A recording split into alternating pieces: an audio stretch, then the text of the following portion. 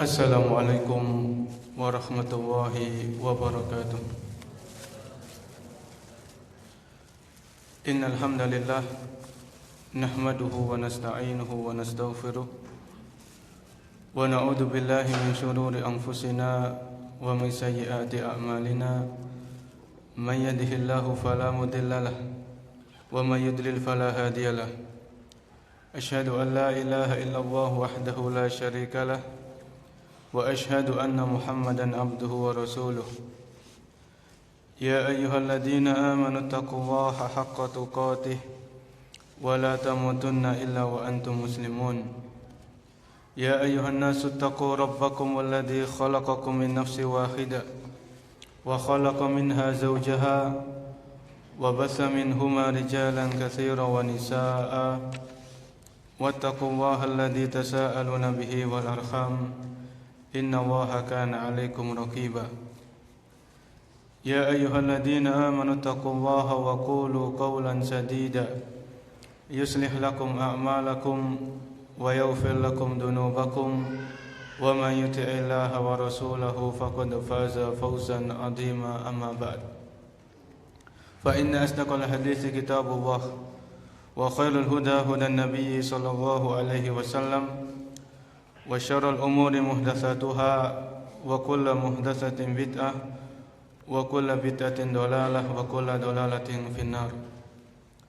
Kaum muslimin dan muslimah yang dimuliakan oleh Allah Subhanahu wa taala, alhamdulillah kita panjatkan puja dan puji syukur kita kehadirat Allah Subhanahu wa taala karena dengan nikmat yang Allah berikan kepada kita, kemudahan yang Allah berikan kepada kita, maka pada hari ini, pada pagi hari ini kita bisa berkumpul di salah satu rumah di antara rumah-rumah Allah Subhanahu wa taala untuk memperdalam ilmu agama kita, di mana kebanyakan dari saudara-saudara kita mungkin pada hari ini mereka menghabiskan liburan karena ini hari-hari musim-musim libur ya. Maka itu tidak menghalangi kita untuk meluangkan waktu dalam rangka mengecas keimanan kita. Karena yang namanya iman itu merupakan suatu yang nikmat yang sangat luar biasa. Keimanan ini sebagaimana keyakinan Ahlus Sunnah wal Jamaah, keimanan ini bisa bertambah dan berkurang. Dalam artian iman itu bisa kuat, kokoh seperti gunung. Terkadang iman itu bisa melemah, berkurang, bahkan iman itu bisa lenyap dari seorang hamba. Oleh karena itu iman, kalau kita tahu nikmat iman itu nikmat yang tiada tara, nikmat yang tidak ada bandingannya, maka kita akan menjaga keimanan ini. Bagaimana caranya agar iman yang ada di dalam hati kita itu senantiasa bersemi, senantiasa kokoh, kuat dan lain sebagainya.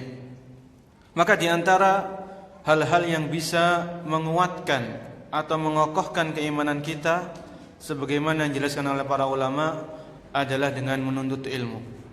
Dengan datang ke majelis ilmu, datang ke majelis ta'lim yang diajarkan di dalamnya Al-Qur'an, diajarkan di dalamnya As-Sunnah sesuai dengan pemahaman para sahabat Nabi sallallahu alaihi wasallam. Semoga apa yang akan kita bahas pada pagi hari ini menjadi ilmu yang bermanfaat, yang bisa kita amalkan dalam kehidupan kita sehari-hari sebagai bekal kita untuk menghadap Allah Subhanahu wa taala. Tentunya tidak lupa kita ucapkan terima kasih yang sebesar-besarnya kepada para panitia yang telah memberikan waktu dan kesempatan kepada kita, yang telah bersusah payah untuk menyusun acara ini sehingga kita semuanya bisa hadir di tempat yang mulia ini. Materi yang akan kita bahas adalah sifat-sifat perindu surga. Ya tentunya yang hadir di tempat ini semuanya ingin masuk ke dalam surga, merindukan, bercita-cita dan berangan-angan agar kita termasuk penghuni surga. Di antara rukun iman yang wajib kita imani, yang wajib kita yakini dan kita percayai adalah rukun iman yang kelima, yaitu iman kepada apa? Hari akhir. Iman kepada hari akhir. Termasuk keimanan kepada hari akhir adalah kita beriman terhadap segala sesuatu yang terjadi setelah kematian. Sebagaimana yang dijelaskan oleh Syekhul Islam Ibnu Taimiyah di dalam salah satu kitab beliau, di antara konsekuensi keimanan kita terhadap hari akhir adalah kita beriman terhadap segala sesuatu yang terjadi, segala peristiwa-peristiwa yang terjadi setelah kita meninggal dunia. Ya, dari pertanyaan malaikat, adanya azab kubur dan nikmat kubur, kemudian adanya perhitungan amal, adanya hari hisab dan lain sebagainya. Termasuk adalah keimanan terhadap surga dan neraka. Jadi keimanan kita terhadap surga dan neraka ini termasuk keimanan kepada hari akhir. Dan keimanan kita tidak akan diterima oleh Allah, tidak akan sempurna kecuali kita beriman dengan rukun iman semuanya. Tidak boleh mengingkari salah satunya. Kemudian surga adalah cita-cita yang tertinggi bagi orang-orang yang beriman. Dan orang-orang yang beriman mereka yakin bahwasanya ketika mereka di dunia ini bukan untuk selama-lamanya. Mereka di dunia ini untuk mencari bekal seperti orang yang dalam perjalanan. Mereka harus mengumpulkan bekal sebaik-baiknya untuk kembali kepada kampung halaman mereka. Oleh karena itu, keberhasilan dan kesuksesan atau keberuntungan yang hakiki adalah ketika orang yang beriman itu dimasukkan ke dalam surga dan diselamatkan dari neraka. Kesuksesan yang hakiki, kesuksesan yang abadi adalah ketika seseorang itu bisa masuk ke dalam surga dan selamat dari api neraka. Sebagaimana Allah berfirman di dalam surat Ali Imran ayat 185. Allah berfirman, kullu nafsin dha'iqatul maut. Setiap jiwa itu pasti merasakan kematian. Wa innama tuwaffawna ujurakum yaumal qiyamah. Sesungguhnya kalian akan diberikan balasan dari amal soleh kalian di hari kiamat. Faman zuhziha 'anil nar. Barang siapa yang diselamatkan dari neraka, wa udkhilal jannah, dan dimasukkan ke dalam surga, faqad faz, maka sungguh dia telah beruntung. Wa mal hayatud dunya illa mata'ul ghurur. Dan tidaklah kehidupan dunia itu kecuali kesenangan yang menipu. Al-Imran 185. Di dalam ayat tersebut, para jamaah yang dimuliakan oleh Allah Subhanahu wa taala, Allah menjelaskan keberhasilan yang hakiki, kesuksesan yang sebenarnya, faman zuhziha 'anil nar wa udkhilal jannah. Barang siapa yang diselamatkan dari api neraka dan dimasukkan ke dalam surga, faqad faza, sungguh dia telah beruntung. Jadi yang beruntung itu bukan hanya orang-orang yang ketika dia dagang dia mendapatkan untung yang banyak. Bukanlah orang-orang yang berhasil itu orang-orang yang memiliki berbagai macam gelar akademik yang tersanding di samping nama-namanya. Tapi sekali lagi, keberhasilan dan kesuksesan yang abadi, yang hakiki adalah ketika kita bisa menginjakkan kaki kita di dalam surga Allah Subhanahu wa taala. Karena surga merupakan kenikmatan yang abadi.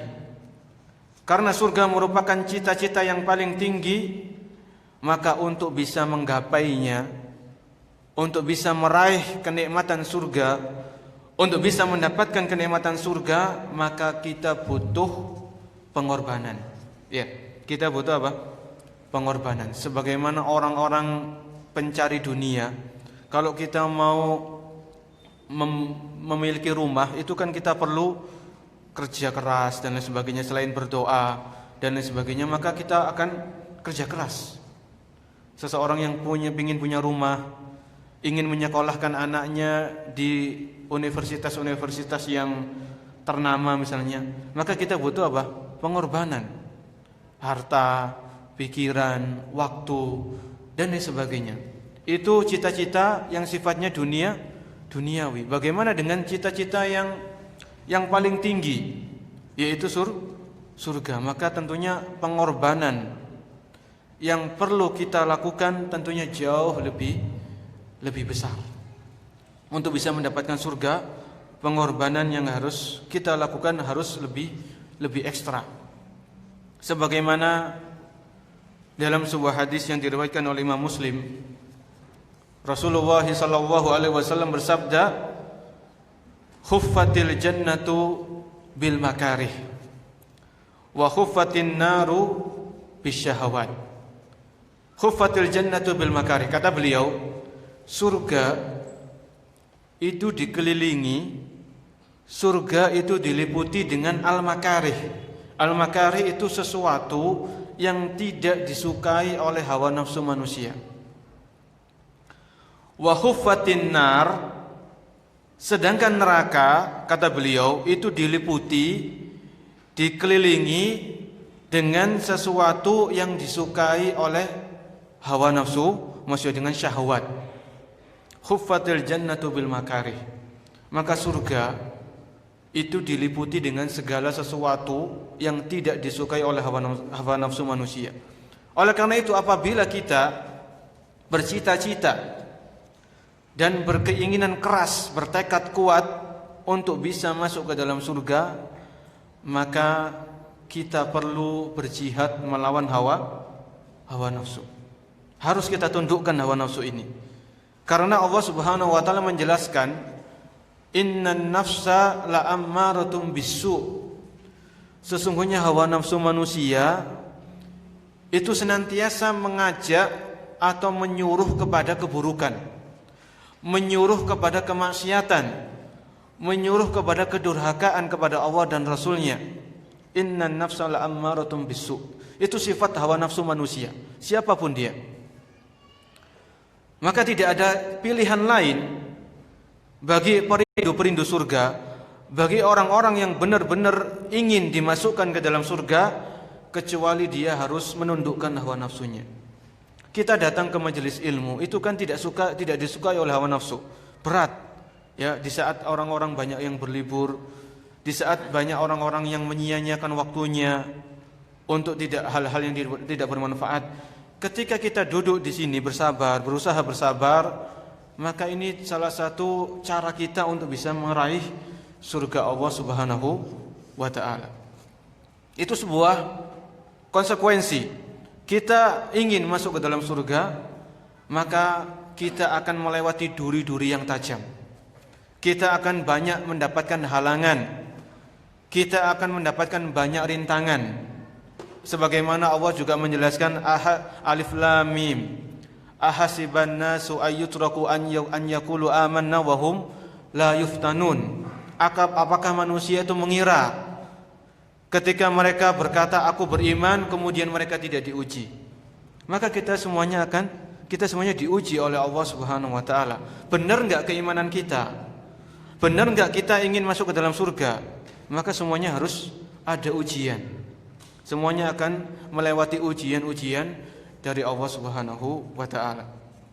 Itu jalan menuju surga, itu jalan yang penuh dengan rintangan dan halangan. Perlu keistiqomahan, perlu kesabaran dan lain sebagainya.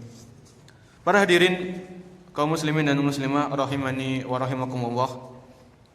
Sifat-sifat penduduk surga, pembahasan ini kita akan ambil dari tafsir surat Al-Furqan dari ayat ke-63 sampai ayat ke-74. Kami ulangi, pembahasan sifat-sifat perindu surga ini kita ambilkan dari ayat-ayat Al-Quran di surat Al-Furqan, tepatnya ayat yang ke-64 atau 63 sampai ayat ke-74.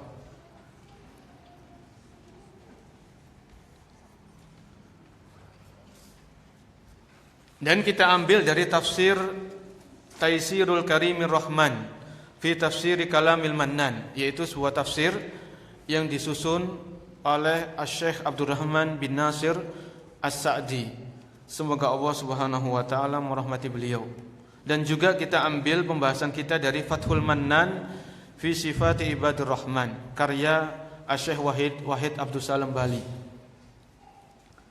Para hadirin yang dimuliakan oleh Allah Subhanahu wa taala, sifat-sifat perindu surga, orang-orang yang merindukan surga Allah itu memiliki ciri-ciri, memiliki sifat-sifat yang melekat pada diri mereka. Yang dimana sifat-sifat ini telah dijelaskan oleh Allah Subhanahu wa taala di dalam Al-Qur'anul Karim. Di antara sifat perindu surga yang pertama adalah tawadhu, rendah diri dan juga lemah lembut. Tawadhu, rendah diri dan juga lemah lembut. Allah Subhanahu wa taala berfirman di dalam surat Al-Furqan ayat ke-63,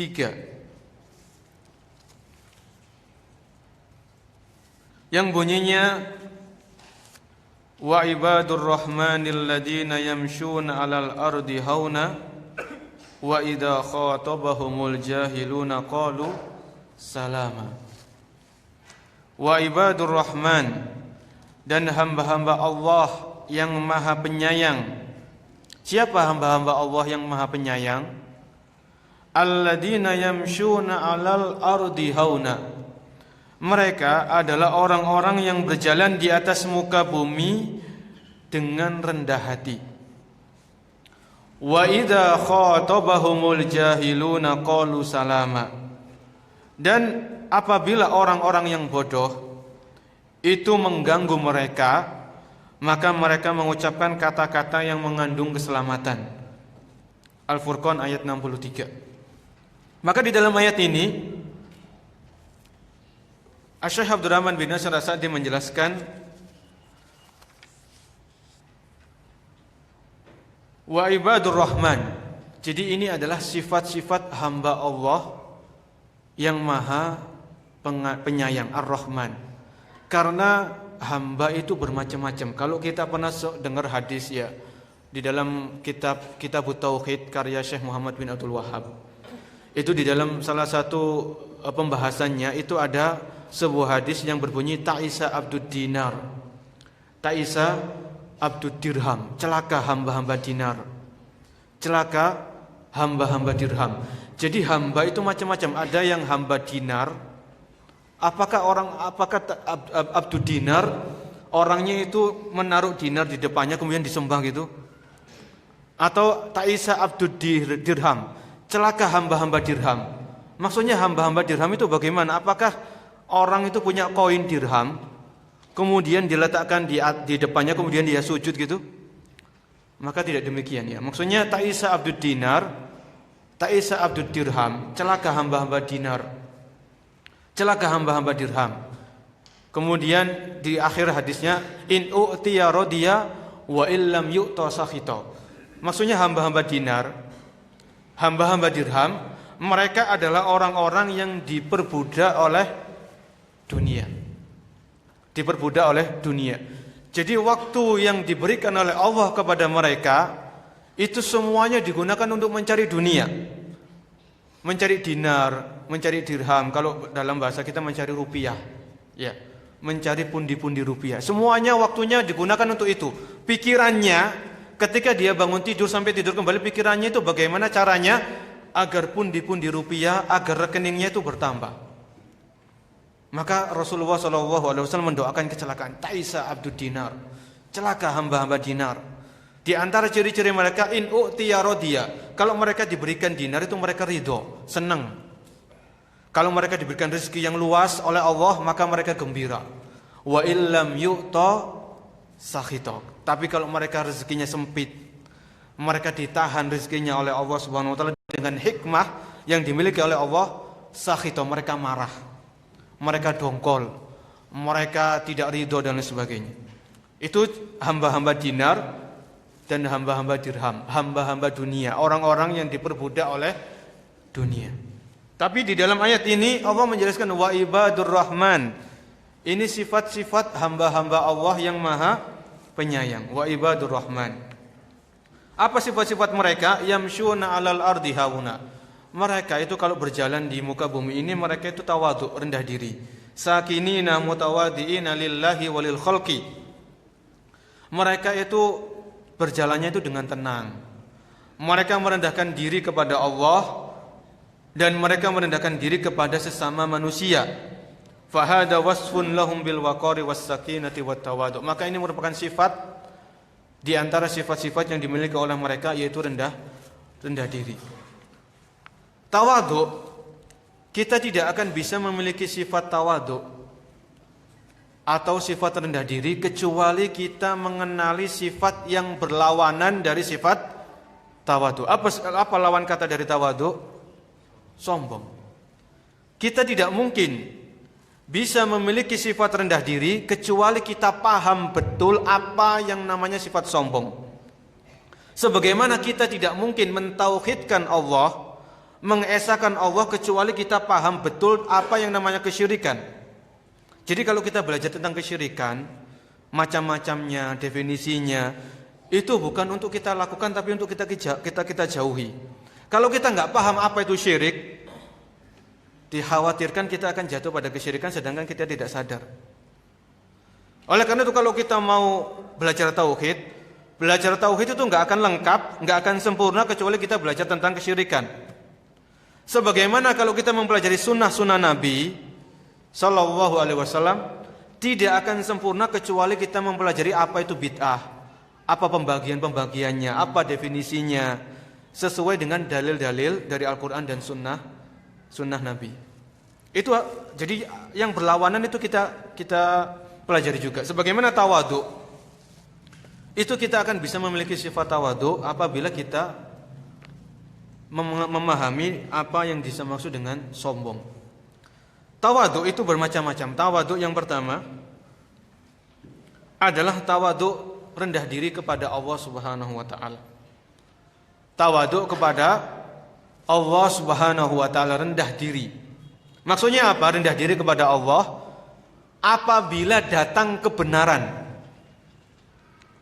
yang dimana kebenaran ini berasal dari Al-Quran, maka harus kita terima. Karena ciri-ciri orang yang sombong, kata Nabi SAW, al-kibru batorul haqqi wa humtun nas. Kesombongan itu menolak kebenaran. Batorul haq, menolak kebenaran dan meremehkan, memandang rendah manusia. Maka di antara sifat tawadhu adalah kita merendahkan diri di hadapan Allah Subhanahu wa taala. Bahwasanya kita ini hamba yang tidak punya apa-apa. Kita ini hamba yang hina, yang lemah di hadapan Allah Subhanahu wa taala. Kita enggak bisa apa-apa kecuali melalui pertolongan Allah Subhanahu wa taala. Itu kita rendah diri di hadapan Allah. Kita tidak bisa hadir di tempat ini kecuali atas pertolongan dari Allah Subhanahu wa taala. Dan yang kita baca, iyyaka na'budu wa iyyaka nasta'in. Hanya kepadamu kami menyembah ya Allah, hanya kepadamu kami beribadah, dan hanya kepadamu kami mohon pertolongan. Kita membaca la haula wala quwata illa billah. Jadi kita rendah diri, jangan kita itu menyombongkan diri, wah saya bisa datang ke tempat sini, saya bisa ini, bisa itu dan lain sebagainya. Itu jangan. Ya, semuanya apa yang kita miliki, apa yang bisa kita lakukan, semuanya semata-mata pertolongan dan taufik dari Allah Subhanahu wa taala. Itu rendah diri kepada Allah Subhanahu wa taala. Kemudian rendah diri kepada Rasulullah sallallahu alaihi wasallam, tawadhu kepada Rasulullah sallallahu alaihi wasallam. Bagaimana? Yaitu ketika kita disampaikan hadis-hadis Nabi, ya, sabda-sabda beliau, maka kita dengarkan, kita pahami, kemudian kita amalkan. Jangan ketika kita mendengarkan hadis, kemudian masuk telinga kiri keluar telinga kanan, atau masuk telinga kanan keluar telinga kiri. Jadi kita tunduk, merendahkan diri, tawadhu terhadap hadis-hadis Nabi Shallallahu Alaihi Wasallam, terhadap petunjuk-petunjuk beliau, sunnah-sunnah beliau, dan lain sebagainya. Itu termasuk rendah diri kepada Rasulullah Shallallahu Alaihi Wasallam. Sebagaimana kisah seorang laki-laki, ya. Ada seorang laki-laki yang makan di hadapan Nabi. Laki-laki ini makan dengan tangan kiri. Kemudian Nabi yang melihat kemungkaran ini, orang makan tangan kiri itu kemungkaran, kemaksiatan. Maka Nabi tidak tinggal diam. Maka beliau berusaha menasihati, makanlah dengan tangan kanan. Nabi memerintahkan kepada laki-laki yang ada di hadapan beliau, makanlah dengan tangan kanan. Maka laki-laki itu sombong. Saya tidak bisa, padahal tangan kanannya itu sehat. Tangan kanannya sehat. Dan ini yang memerintahkan Nabi langsung di hadapan beliau, di hadapan laki-laki itu. Saya tidak bisa. Maka Rasulullah SAW mendoakan keburukan kepada laki-laki tadi. Maka laki-laki itu tidak bisa mengangkat tangan kanannya karena azab dari Allah Subhanahu wa taala. Jadi laki-laki ini diperintahkan, langsung Nabi yang memerintahkan, bukan Abu Bakar, bukan Umar radhiyallahu anhuma atau yang lainnya, tapi Nabi langsung. Tapi orang ini berlagak sombong, ya, dan lain sebagainya. Ini kurang adab, kurang etika kepada Rasulullah Shallallahu Alaihi Wasallam. Jadi ini rendah diri. Segala hadis-hadis Nabi, selama hadis itu hadis yang sahih atau hadis yang hasan atau yang semisalnya, kemudian dipahami dengan pemahaman yang benar, maka ketika sampai hadis kepada kita, kita tunduk. Itu termasuk rendah diri kepada beliau Shallallahu Alaihi Wasallam. Kemudian rendah diri kepada sesama muslim, ya. Rendah diri kepada sesama muslim, sama manusia, ini adalah yang ketiga. Itu termasuk tawadhu.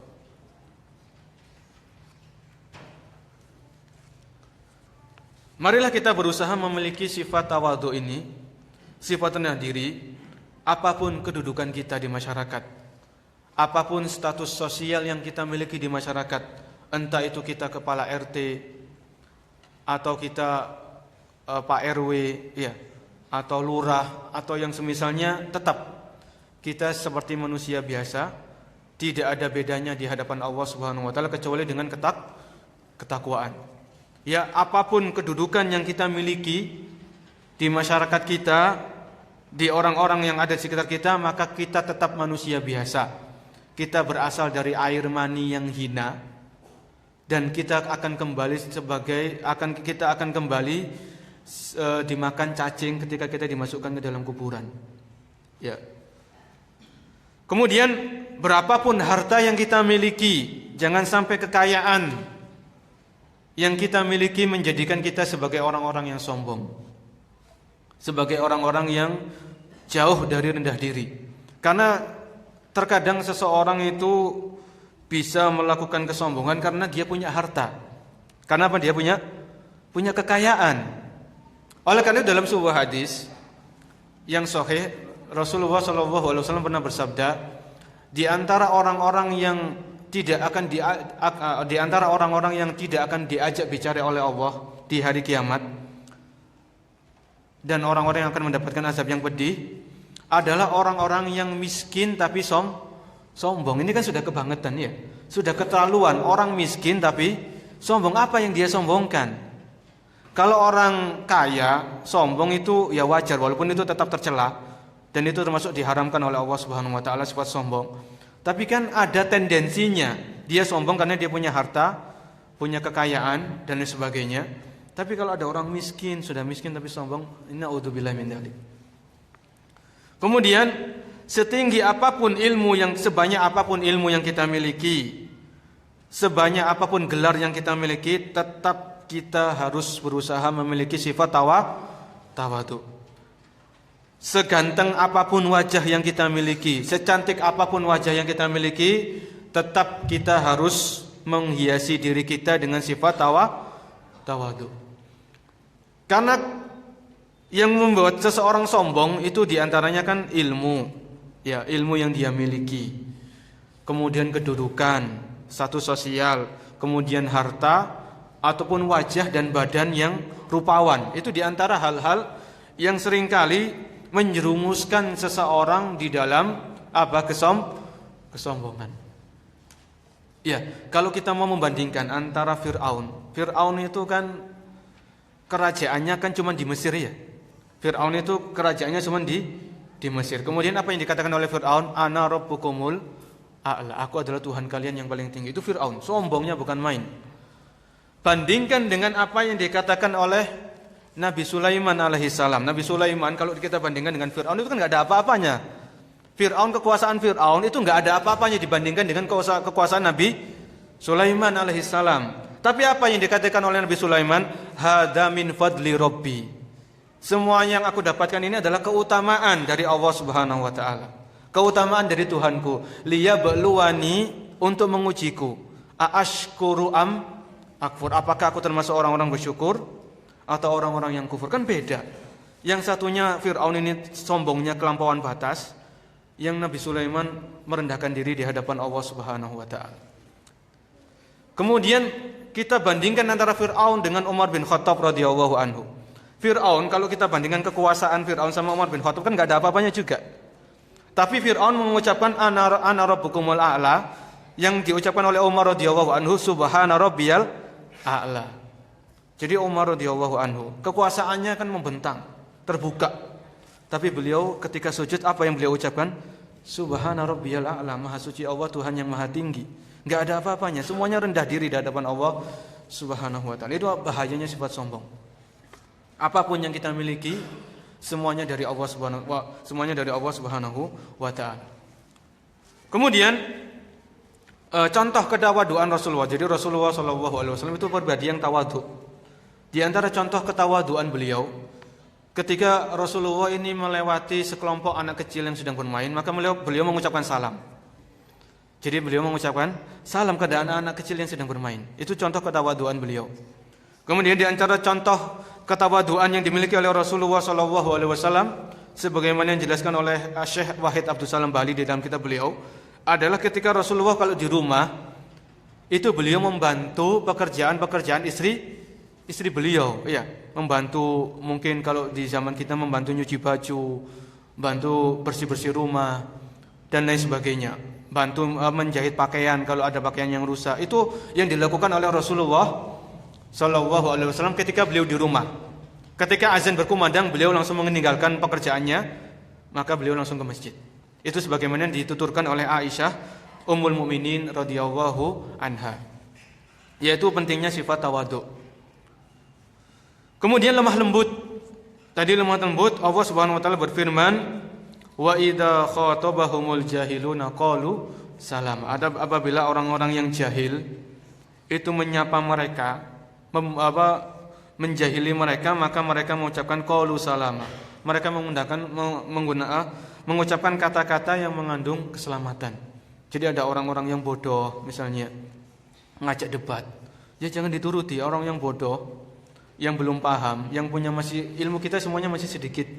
Jadi kalau ada orang yang ngajak debat, ngajak dialog, ya kita balas dengan perkataan yang baik. Mohon maaf ilmu saya masih sedikit dan lain sebagainya. Jangan diladeni. Orang-orang yang jahil apabila mengajak kita melakukan perbuatan maksiat, melakukan perbuatan yang diharamkan oleh Allah Subhanahu wa taala, maka kita tolak. Misalnya mungkin nanti malam ya. Nanti malam ada teman kita yang ngajak tahun baruan. Ayo tahun baruan yuk. Konvoy di jalan itu ya. Biasanya anak-anak muda itu kan pakai knalpot yang naudzubillah berisiknya itu kan. Ayo, mumpung masih muda, kita habiskan masa muda merayakan tahun baru. Tolak. Katakan yang baik. Mohon maaf, saya ini muslim. Saya punya aturan dalam agama saya. Kalau perayaan tahun baru ini bukan dari Islam, ya tahun baru kita sudah berlalu, yaitu 1 Muharram. Ini bukan tahun baru kita. Kemudian melakukan perayaan tahun baru itu pemborosan, buang-buang waktu. Dan Rasulullah bersabda, min husni islamil mar'i tarkuhuma la, yakni di antara tanda kebaikan keislaman seseorang adalah ketika dia meninggalkan perbuatan-perbuatan yang tidak bermanfaat. Kalau kita mau merenung dan berpikir, ketika orang-orang yang merayakan perayaan tahun baru itu kan enggak ada manfaatnya sama sekali, bahkan di situ banyak kemudorotan, kemaksiatan, kedurhakaan dari segi akidah. dari segi ibadah, dari segi akhlak dan lain sebagainya. Jadi ditolak. Wa idza khatabahumul jahiluna qalu sama. Kalau ada orang-orang bodoh, orang-orang yang awam, orang-orang yang belum belajar, ngajak kita untuk bermaksiat, ngajak kita untuk melakukan perbuatan yang diharamkan, maka kita tolak dengan penolakan yang sopan, yang halus, yang baik dan lain sebagainya. Ini di antara sifat-sifat perindu surga yang pertama, tawadhu dan lemah lembut. Kemudian yang kedua, kaum muslimin dan muslimah rahimani wa rahimakumullah. Sifat yang kedua dari sifat-sifat para perindu surga, kata Allah Subhanahu wa taala di dalam surat Al-Furqan ayat yang ke-64 tadi, 63 sekarang 64, walladzina yabituna lirabbihim sujjadaw wa qiyama. Dan orang-orang yang mengisi malam hari mereka, orang-orang yang menggunakan malam hari mereka lirabbihim, mereka sujud dan berdiri untuk Allah Subhanahu wa taala. Maksudnya orang-orang ini menghabiskan atau menggunakan sebagian malam hari mereka untuk beribadah kepada Allah Subhanahu wa taala. Walladzina yabituna lirabbihim sujjadan wa qiyama. Orang-orang yang menggunakan sebagian, ya bukan semuanya. Qumil laila nisfahu aw inqus minhu qalila, sebagian malam atau kurangilah sedikit sepertiga malam. Maka hamba-hamba Allah yang Maha Penyayang itu menggunakan waktu istirahat mereka sebagiannya untuk beribadah kepada Allah Subhanahu wa taala, melakukan qiyamul lail, melakukan salat tahajud dan lain sebagainya. Itu sifat yang kedua. Dan hal ini juga telah disebutkan oleh Allah di dalam surat As-Sajdah. Surat As-Sajdah ayat ke-16 dan 17. Yang berbunyi tatajafa junubuhum anil madaji'i yad'una rabbahum khaufan wa tama'a. Tatajafa junubuhum, lambung-lambung mereka jauh dari tempat tidur mereka. Yad'una rabbahum, mereka berdoa kepada Allah khaufan, dengan disertai rasa takut, wa tama'an, dan disertai dengan rasa berharap. Wa mimma razaqnahum yunfikun, dan mereka membelanjakan harta-harta untuk bersedekah di jalan Allah Subhanahu wa taala. Ini di antara ciri-ciri para perindu surga, ciri-ciri atau sifat-sifat hamba Allah Subhanahu wa taala yang Maha Penyayang, yaitu mereka menghabiskan sebagian waktu malam mereka untuk beribadah kepada Allah Subhanahu wa taala. Tentunya kita semuanya sudah banyak yang tahu tentang keutamaan sepertiga malam terakhir. Ya, di sepertiga malam terakhir ini waktu yang utama, ibaratnya waktu yang emas bagi kehidupan orang-orang yang beriman. Di sepertiga malam yang terakhir ini kita bisa menggunakan untuk beribadah sholat, atau kita bisa memperbanyak doa, atau kita bisa memperbanyak istighfar, kemudian kita bisa memperbanyak membaca Al-Quran dan yang semisalnya. Bahkan di dalam sebuah hadis Rasulullah SAW pernah menyebutkan, rahimallahu mura'an istaiqadha minal lail fa'aiqadha ahlahu. Jadi ada sebuah hadis yang terjemahannya atau maknanya begini: semoga Allah merahmati seorang laki-laki ketika dia bangun di malam hari, kemudian dia membangunkan istrinya dan anak-anaknya, membangunkan keluarganya. Fa in abad, kalau istrinya ini menolak, nadha fi wajhiha alma. Kalau istrinya ini nolak, enggak mau bangun, maka si suami ini mengambil air untuk dipercikkan ke wajah istrinya supaya mau bangun. Ya bukan, jadi dipercikkan aja, bukan digoyang ya Pak ya. Digoyang nanti malah urusannya lain. Jadi ambil air sedikit kemudian dipercikkan ke wajahnya. Rahimallahu mura'an. Jadi Rasulullah mendoakan, ini doanya Rasulullah, bukan doanya manusia biasa.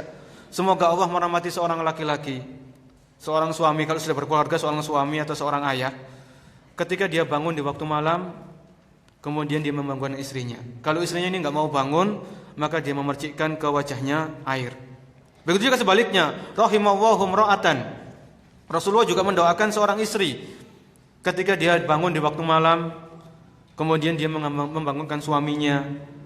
Fa in aba, kalau suaminya ini menolak, maka si istri ini mengambil air sedikit untuk dipercikkan ke wajah suaminya, kemudian bisa beribadah kepada Allah Subhanahu wa taala. Hadis riwayat Imam Abu Dawud. Hadis ini ada dalam kitab Riyadhus Shalihin karya Al-Imam An-Nawawi. Jadi itu doa dari Rasulullah SAW yang menunjukkan kepada kita bahwasanya dalam satu keluarga itu perlu ta'awun.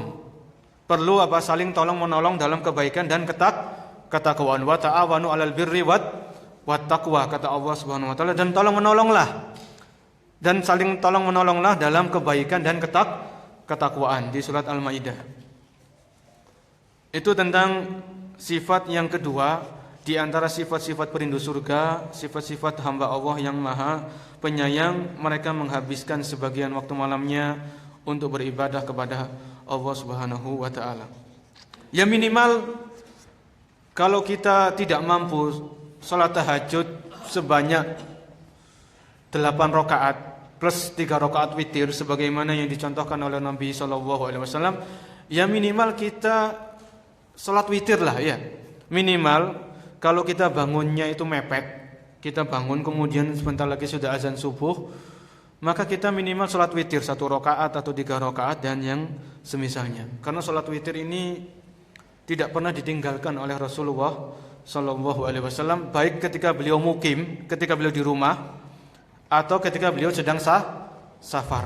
Jadi salat witir itu memiliki kedudukan yang istimewa seperti salat malam, atau hampir sama seperti salat malam.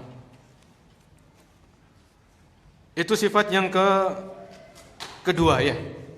Kemudian sifat yang kita lanjutkan, sifat yang ketiga.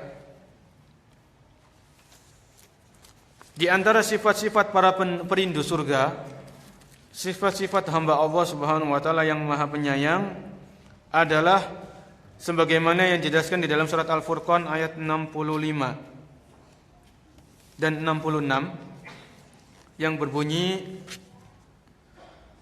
walladzina yaquluna rabbana asrif 'anna 'adzaba jahannam inna 'adzabaha kana gharama innaha sa'at mustaqarra wa muqama. Walladzina yaquluna rabbana, dan orang-orang yang berkata, ya Tuhan kami, Rabbana, isrif 'anna 'adzaba jahannam, jauhkanlah, palingkanlah azab neraka jahanam itu dari kami. Inna 'adzabaha kana gharama, sesungguhnya azab neraka jahanam itu adalah azab yang sangat pedih. Innaha sa'at mustaqarra wa muqama, sesungguhnya jahanam itu seburuk-buruk tempat kembali, seburuk-buruk tempat menetap atau tempat tinggal. Ini diantara ciri-ciri hamba Allah Subhanahu wa taala. Sifat-sifat perindu surga yang ketiga adalah mereka takut dari neraka Allah Subhanahu wa taala. Mereka takut apa? Dari siksa atau azab neraka Allah Subhanahu wa taala. Mereka berdoa. Buktinya apa mereka takut? Mereka meminta kepada Allah agar mereka dijauhkan dan dihindarkan atau dipalingkan dari azab neraka jahannam. Walladzina yaquluna rabbana asrif 'anna 'adzaba jahannam, ya Allah jauhkanlah kami dari azab neraka jahannam. Maka Syekh As-Sa'di di sini beliau menjelaskan, idfa'hu anha, ya Allah jauhkanlah kami, palingkanlah kami dari azab neraka jahanam, bil ismati min asbabihi, yaitu kata beliau, jagahlah kami dari segala ucapan atau perbuatan yang menjerumuskan kami ke dalam neraka jahanam. Ketika kita meminta kepada Allah, ya Allah jauhkanlah aku dari neraka, lindungilah aku dari azab neraka, maka secara tidak langsung kita meminta kepada Allah agar kita dijauhkan, agar kita dihindarkan dari segala sarana yang bisa menjerumuskan kita ke dalam neraka. seseorang masuk ke dalam neraka itu kan ada sebabnya. Ya, ucapannya tidak dijaga, kemudian perilakunya juga tidak dijaga dan lain sebagainya. Maka ketika kita meminta, ya Allah, jauhkanlah kami dari azab neraka jahanam. Maka kita meminta kepada Allah agar kita dijauhkan dari segala perbuatan atau ucapan yang menjurus ke dalam neraka jahanam. Kemudian wa maghfirati ma waqa'a minha. Ketika kita meminta kepada Allah agar kita dijauhkan dari neraka jahanam, maka secara tidak langsung kita memohon ampunan kepada Allah dari segala ucapan dan perbuatan yang selama ini kita lakukan, yang ternyata ucapan tersebut atau perbuatan tersebut itu termasuk hal-hal yang menjerumuskan kita ke dalam neraka. Misalnya begini, seseorang tahu riba itu haram, kemudian dia terjatuh pada perbuatan riba. Riba ini salah satu sarana untuk bisa masuk ke dalam neraka jahanam.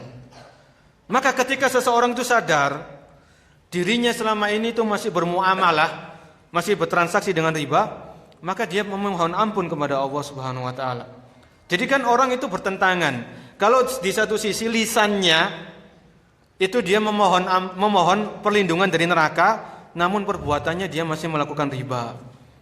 Dia masih kental dengan kesyirikan, masih percaya dukun, masih nyimpan jimat dan lain sebagainya. Ini kan bertentangan. Ketika kita mengucapkan sebelum kita salam, ketika kita tahiyat akhir, apa yang kita baca? Allahumma inni a'udzubika min adzabi jahannam wa min adzabil qabri. Ya Allah, aku berlindung kepadamu dari azab jahannam. Maka jangan hanya berdoa, kita lihat ya, kita evaluasi. Kita lihat lagi selama ini apakah ucapan-ucapan kita, apakah perbuatan kita itu sudah sejalan dengan doa yang kita panjatkan. Jangan-jangan doa yang selama ini kita panjatkan ternyata bertentangan dengan perilaku kita, dengan ucapan-ucapan kita. Jadi doa bukan hanya sekedar doa, tapi harus konsekuensi, harus ada kita jaga konsekuensinya. Ini yang dijelaskan oleh Syekh As-Sa'di rahimahullahu ta'ala. Terkadang ada yang mengatakan, kalau seseorang itu ibadah, kemudian dia minta surga. Seseorang itu ibadah, kemudian dia takut neraka, itu kan seperti seorang pembantu atau seorang budak. Ya. Seorang budak itu sifatnya apa? Dia mau bekerja kalau ada imbalannya.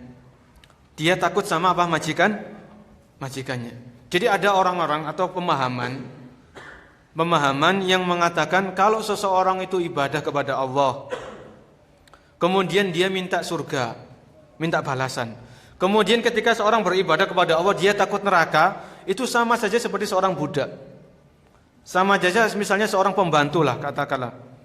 Itu ada pemahaman-pemahaman seperti ini. Jadi orang-orang yang memahami seperti ini, mereka itu mengatakan apa? Mereka hanya butuh ridho Allah Subhanahu wa taala. Jadi mereka enggak minta surga. Yang mereka minta itu apa? Ridho Allah Subhanahu wa taala. Ya ilahi anta maksudi. Ketika mereka mau sholat, biasanya itu mereka mengucapkan ini, ya ilahi, wahai Tuhanku, anta maksudi, engkaulah tujuanku. Waridoka matlubi, dan ridhomu itulah yang aku pinta. Jadi seolah-olah bahasa mereka, seandainya engkau memasukkan aku ke dalam neraka jahanam, kalaupun kau ridho enggak apa-apa. Itu kan aneh. Jadi pemahaman-pemahaman yang menyimpang. Mengapa kok kita mengatakan menyimpang? Karena apa? Karena Rasulullah SAW beliau meminta kepada Allah apa? Surga. Dan beliau Rasulullah juga berlindung kepada Allah dari api neraka. Buktinya beliau mengajarkan kepada kita, Allahumma inni a'udzubika min adzabi jahannam. Kemudian di dalam hadis yang juga hadis yang sahih, fa idza sa'altumullaha fas'alu al-firdaus fa innaha a'la jannah wa awsatuha. Apabila kalian minta kepada Allah, kata Nabi, itu mintalah surga Firdaus. Karena itu surga yang paling tinggi. Kalau bahasa kita surga yang VIP, surga yang kelas tinggi ya.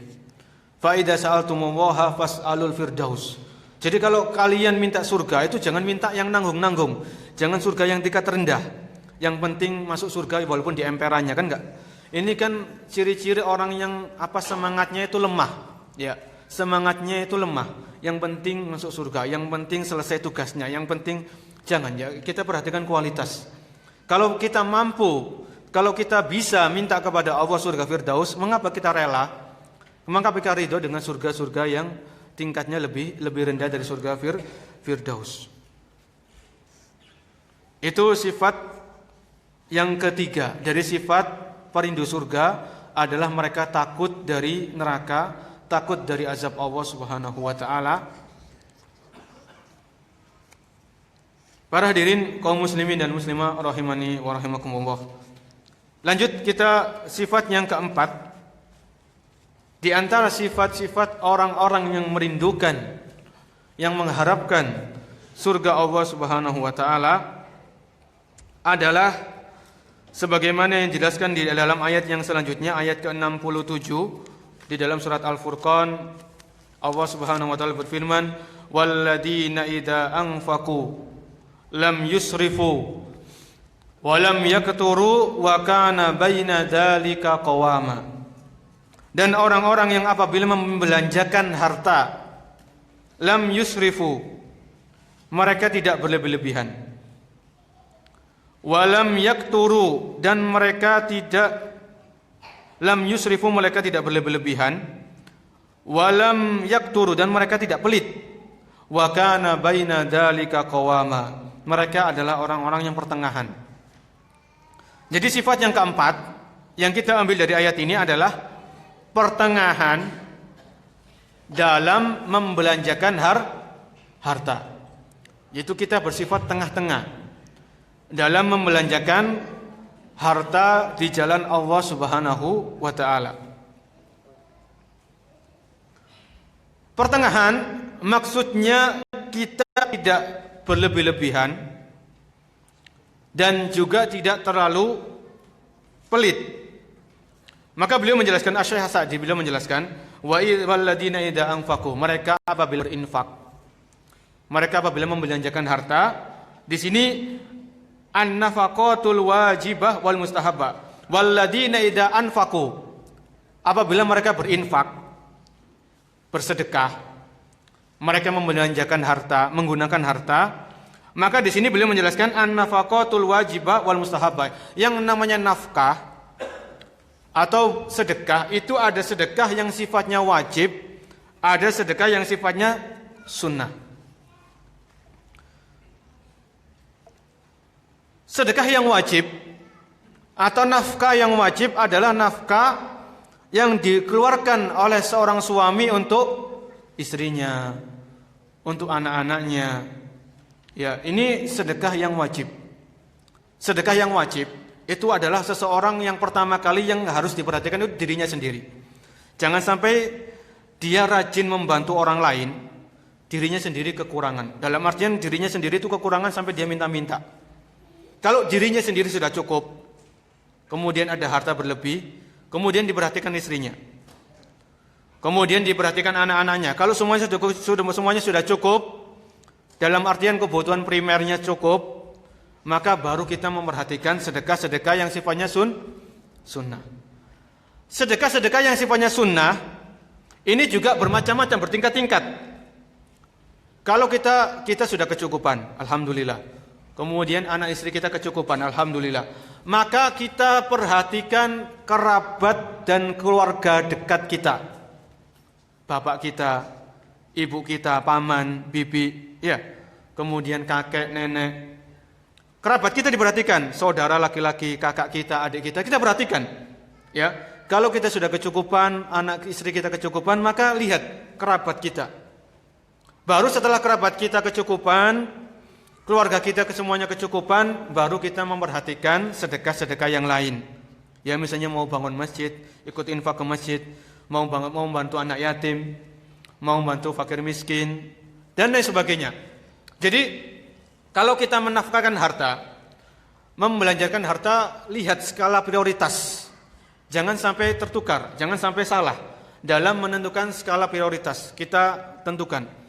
Karena yang wajib itu yang pahalanya lebih besar di sisi Allah Subhanahu wa taala.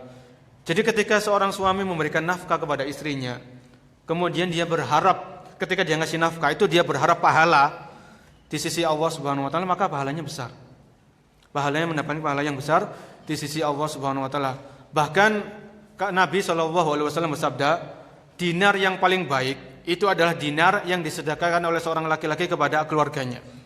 Kalau bahasa kita, rupiah yang paling baik yang kita keluarkan dari dompet kita itu adalah rupiah yang kita gunakan untuk mencukupi anak istri kita.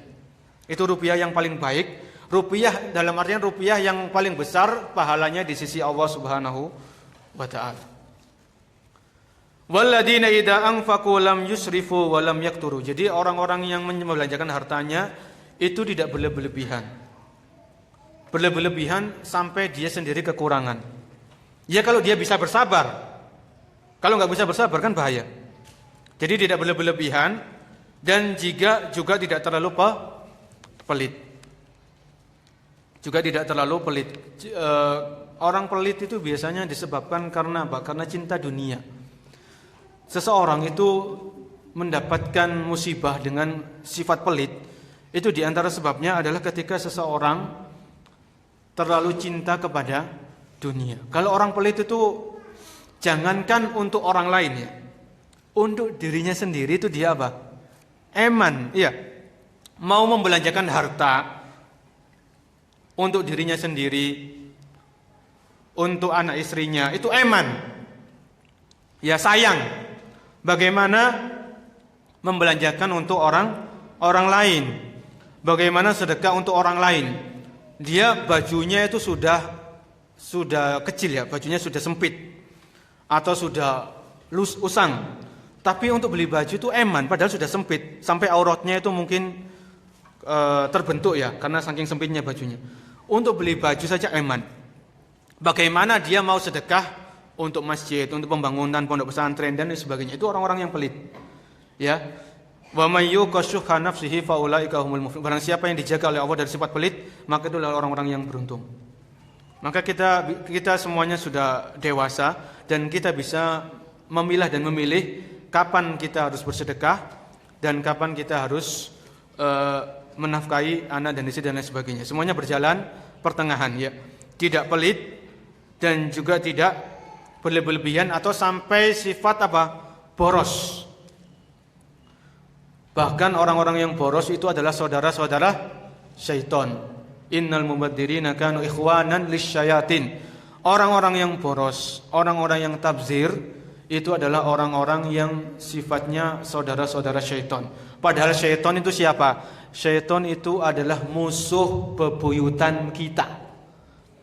Syaitan itu adalah musuh yang benar-benar nyata bagi kita. Maka bagaimana kita akan menjadi saudara syaitan dengan bersifat boros? Di antara sifat boros adalah membelanjakan harta untuk beli trompet dan beli petasan atau kembang api. Itu pemborosan. Sayang, banyak saudara-saudara kita yang susah cari makan, butuh uluran tangan. Kok kita dengan mudah belanja petasan, kembang api, trompet dan yang lain sebagainya. Ya, membuang-buang bensin untuk keliling-keliling perayaan tahun baru dan lain sebagainya. Sayang. Jadi sifat boros itu orang termasuk saudara-saudara syaitan. Begitu juga ketika kita makan. Ya ini kita perhatikan, kalau kita makan, kita diundang di walimah. Biasanya walimah itu kan prasmanan ya. Kita ambil semau kita. Tolong diperhatikan, kalau kita ke walimah atau kita ke kita ngambil, kalau kita makan di rumah itu ditakar. Jangan sampai makanan yang kita ambil kemudian karena kita sudah terlalu kenyang akhirnya nggak kemakan, akhirnya apa? Terbuang. Siapa yang mau makan sisa makanan kita? Nggak ada. Jadi tolong ditakar, jangan sampai ada nasi atau kuah atau lauk yang terbuang sia-sia. Bagaimana kalau kita mengadakan walimah? Kita mengadakan walimah ini. Ternyata yang hadir itu mungkin undangannya nggak semuanya hadir. Dalam artian ada makanan yang tersisa. Bagaimana cara menyiasatinya agar makanan ini nggak terbuang? Maka kita berikan kepada orang-orang tukang becak di pinggir-pinggir jalan. Orang-orang miskin, orang-orang pengemis itu kasihkan ke mereka. Atau kita taruh di pinggir jalan yang dimana mungkin ada hewan-hewan ya. Ada kucing atau ada apalah hewan-hewan yang bisa memanfaatkan makanan tersebut dalam artian tidak terbuang sia-sia. Tidak terbuang sia-sia. Karena kita tidak mungkin bisa merasakan nikmat makanan kalau kita pernah merasakan rasa kelaparan. Alladzi at'amahum min ju' wa amanahum min khauf, yang memberikan makan min ju' dari rasa lapar. Jadi kita tidak bisa menikmati nikmat kenyang kecuali kalau kita pernah merasakan rasa lapar. Pernah saya bertanya kepada murid-murid saya di kelas, ya mahasiswa suatu kelas, siapa yang di sini pernah satu hari satu malam nggak makan sama sekali karena tidak ada yang bisa dimakan? Siapa yang di sini, yang duduk di sini, yang nggak makan, yang lapar dalam satu hari satu malam karena tidak ada yang bisa dimakan? Bukan karena iman, bukan karena nggak ada yang bisa dimakan, nggak ada yang angkat tangan. Dalam artian setiap hari kita mendapatkan kenikmatan dari Allah Subhanahu wa taala, kenikmatan kecukupan, makan tersedia, minum tersedia dan sebagainya. Terkadang kita lalai. Kalau nikmat itu biasa, maka mungkin terkadang lalai untuk mensyukuri nikmat tersebut, nikmat sehat. Itu kan biasa. Kita nggak tahu nikmat sehat kecuali kalau kita datang ke rumah sakit, kita besut orang sakit, baru kita ingat, oh ternyata sehat itu nikmat dan sebagainya. Yaitu berhati-hati, marilah kita berhati-hati dari sifat boros, sifat tabzir, dan juga sifat pelit. Ya pertengahan saja. Kemudian yang kelima, sifat yang kelima di antara sifat-sifat penghuni surga atau sifat-sifat perindu surga adalah yang dijelaskan oleh Allah di dalam surat Al-Furqan ayat 68 dan 69 yang berbunyi, walladzina la yad'una ma'allahi ilahan akhar, dan orang-orang yang tidak menyembah Tuhan yang lain beserta Allah, wala yaqtuluna an-nafsal lati harramallahu illa bil haqq, dan tidak membunuh jiwa yang diharamkan oleh Allah kecuali dengan alasan yang benar, wala yasnun, dan tidak berzina. Wa may yaf'al dzalika yalqa asama, barang siapa yang melakukan demikian itu niscaya mereka mendapatkan balasan dosanya. Yudha'af lahul adabu yaumal qiyamati wa yakhludu fihi muhana. Kemudian mereka itu adalah orang-orang yang kekal di dalamnya. Jadi sifat yang kelima dari sifat-sifat para perindu surga adalah bertauhid, menjaga darah, dan menjaga kehormatan. Ini kita jadikan satu karena konteksnya dalam satu ayat atau dua ayat. Ya, sifat yang kelima yaitu menjaga tauhid, menjaga darah, dan menjaga kehormatan.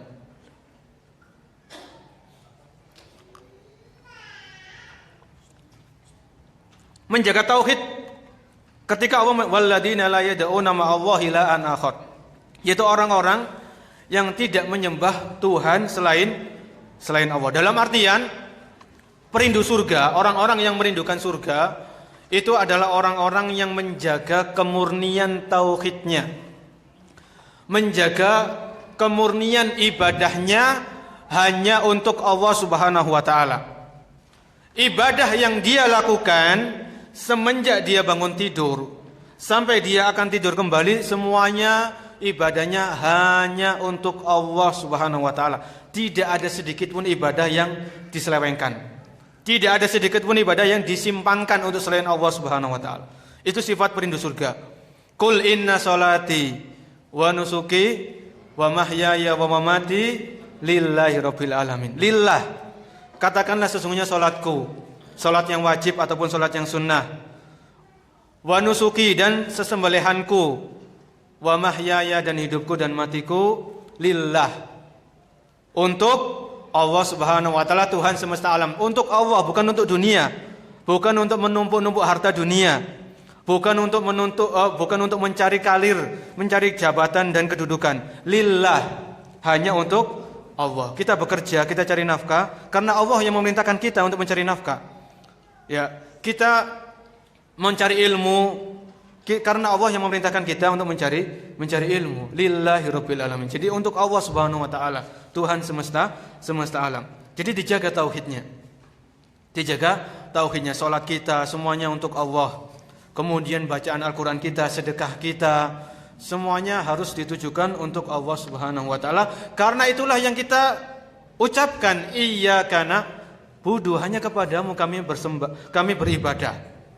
Jadi jangan sampai, sekali lagi jangan sampai apa yang kita ucapkan itu bertentangan dengan apa yang kita lakukan. Kita mengucapkan iyyaka na'budu, hanya kepadamu kami menyembah. Ternyata kita masih bersumpah dengan selain Allah. Ternyata kita masih bernazar untuk selain Allah. Ternyata kita masih menyembelih untuk selain Allah. Ini kan bertentangan. Jadi jaga tauhidnya.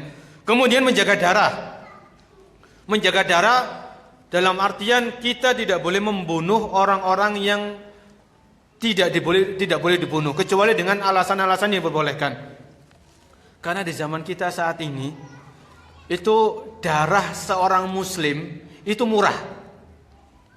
Ya, kita kan sering kita baca atau kita dengarkan kabar seseorang itu mudah membunuh saudaranya hanya karena dunia, hanya karena rebutan warisan, hanya karena rebutan kedudukan, rela untuk menghabisi nyawa saudaranya. Padahal nyawa seorang muslim itu berharga di sisi Allah Subhanahu wa taala.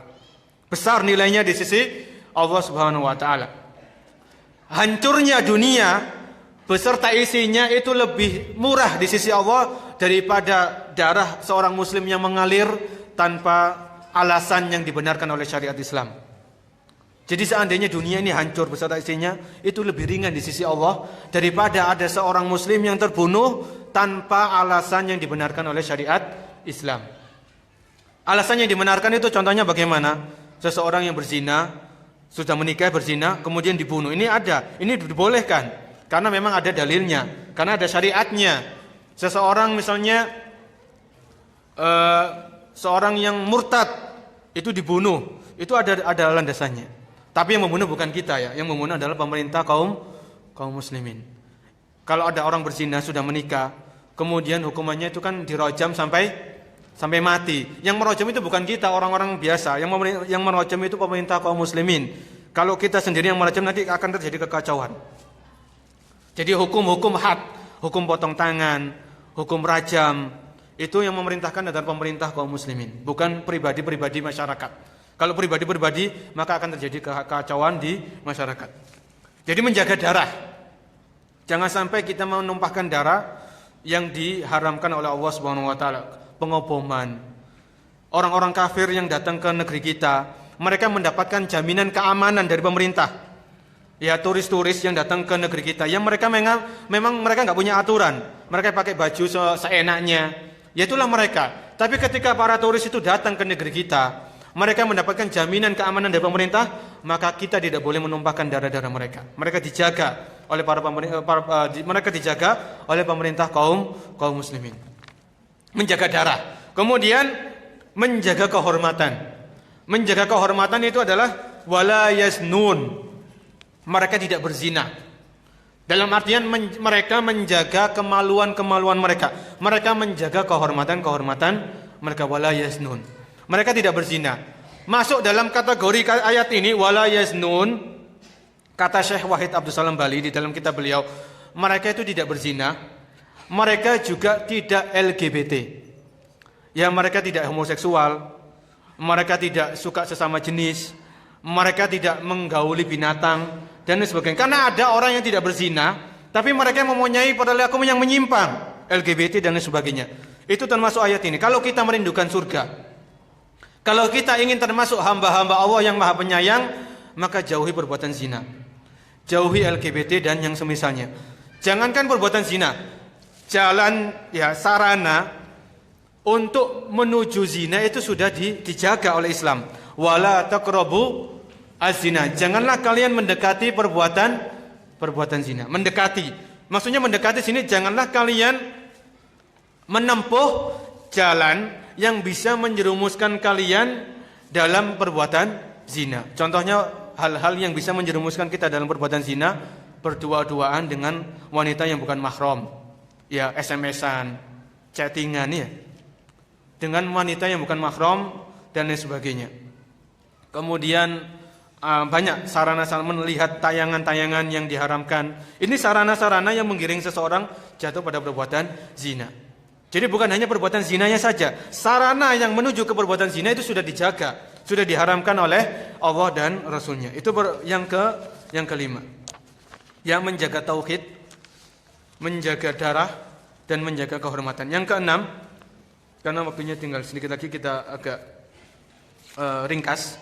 Yang keenam adalah memperbanyak taubat, memperbaharui taubat. Sebagaimana yang di ayat ke-70, illa man taba wa amana wa amila amalan sholih, kecuali orang-orang yang bertaubat dan beriman dan mengerjakan amal soleh, maka kejahatan mereka diganti oleh Allah. Faulaika yubaddilullahu sayyi'atihim hasanah, maka kejahatan mereka diganti oleh Allah dengan kebaikan. Wa kana Allahu ghafurur rahima, dan Allah Maha Pengampun lagi Maha Penyayang. Wa man taba wa amila sholihan fa innahu yatubu ila Allahi mataba, barang siapa yang bertaubat dan mengerjakan amal soleh, maka sesungguhnya dia bertaubat kepada Allah dengan taubat yang sebenar-benarnya. Al-Furqan ayat 70 dan 71. Jadi taubat, di antara sifat-sifat perindu surga itu mereka senantiasa bertaubat. Namanya manusia, ya, kullu bani Adam khata. Setiap manusia itu pasti jatuh pada perbuatan kesalahan, perbuatan maksiat, perbuatan dosa. Maka sebaik-baik yang berbuat dosa adalah yang bertaubat. Jadi kita berbuat maksiat langsung taubat, berbuat maksiat lagi taubat lagi, berbuat maksiat lagi taubat lagi, terus. Ya, terus. Karena dengan bertaubat, apa balasannya? Faulaika yubaddilullahu sayyi'atihim hasanah. Maka kalau kita bertaubat dari dosa-dosa yang terdahulu, maka Allah akan menggantikan dosa-dosa itu dengan kebaikan. Menggantikan dosa-dosa dengan kebaikan.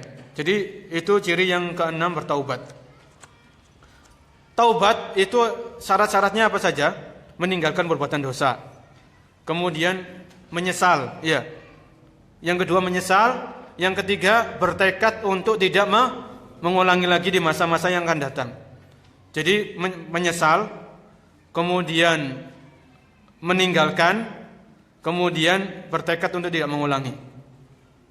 Seandainya seseorang sudah bertaubat, kemudian dia terjatuh lagi pada perbuatan maksiat karena hawa nafsu, atau karena teman-teman yang buruk, atau karena godaan syaitan, maka tetap dia bertaubat. Jangan putus asa. Kalau seseorang maksiat, taubat lagi, maksiat lagi, taubat lagi terus. Jangan berputus asa dari ampunan atau rahmat Allah Subhanahu wa taala. Tetap kita bertaubat dan kita memohon kepada Allah agar Allah menerima taubat kita. Rabbana taqabbal minna innaka antas samiul alim wa tub alaina innaka antat tawwabur rahim. Wa tub alaina, ya Allah, terimalah taubat kami, sesungguhnya innaka antat tawwab, sesungguhnya Engkau zat yang Maha menerima taubat dan lagi Maha Pengasih.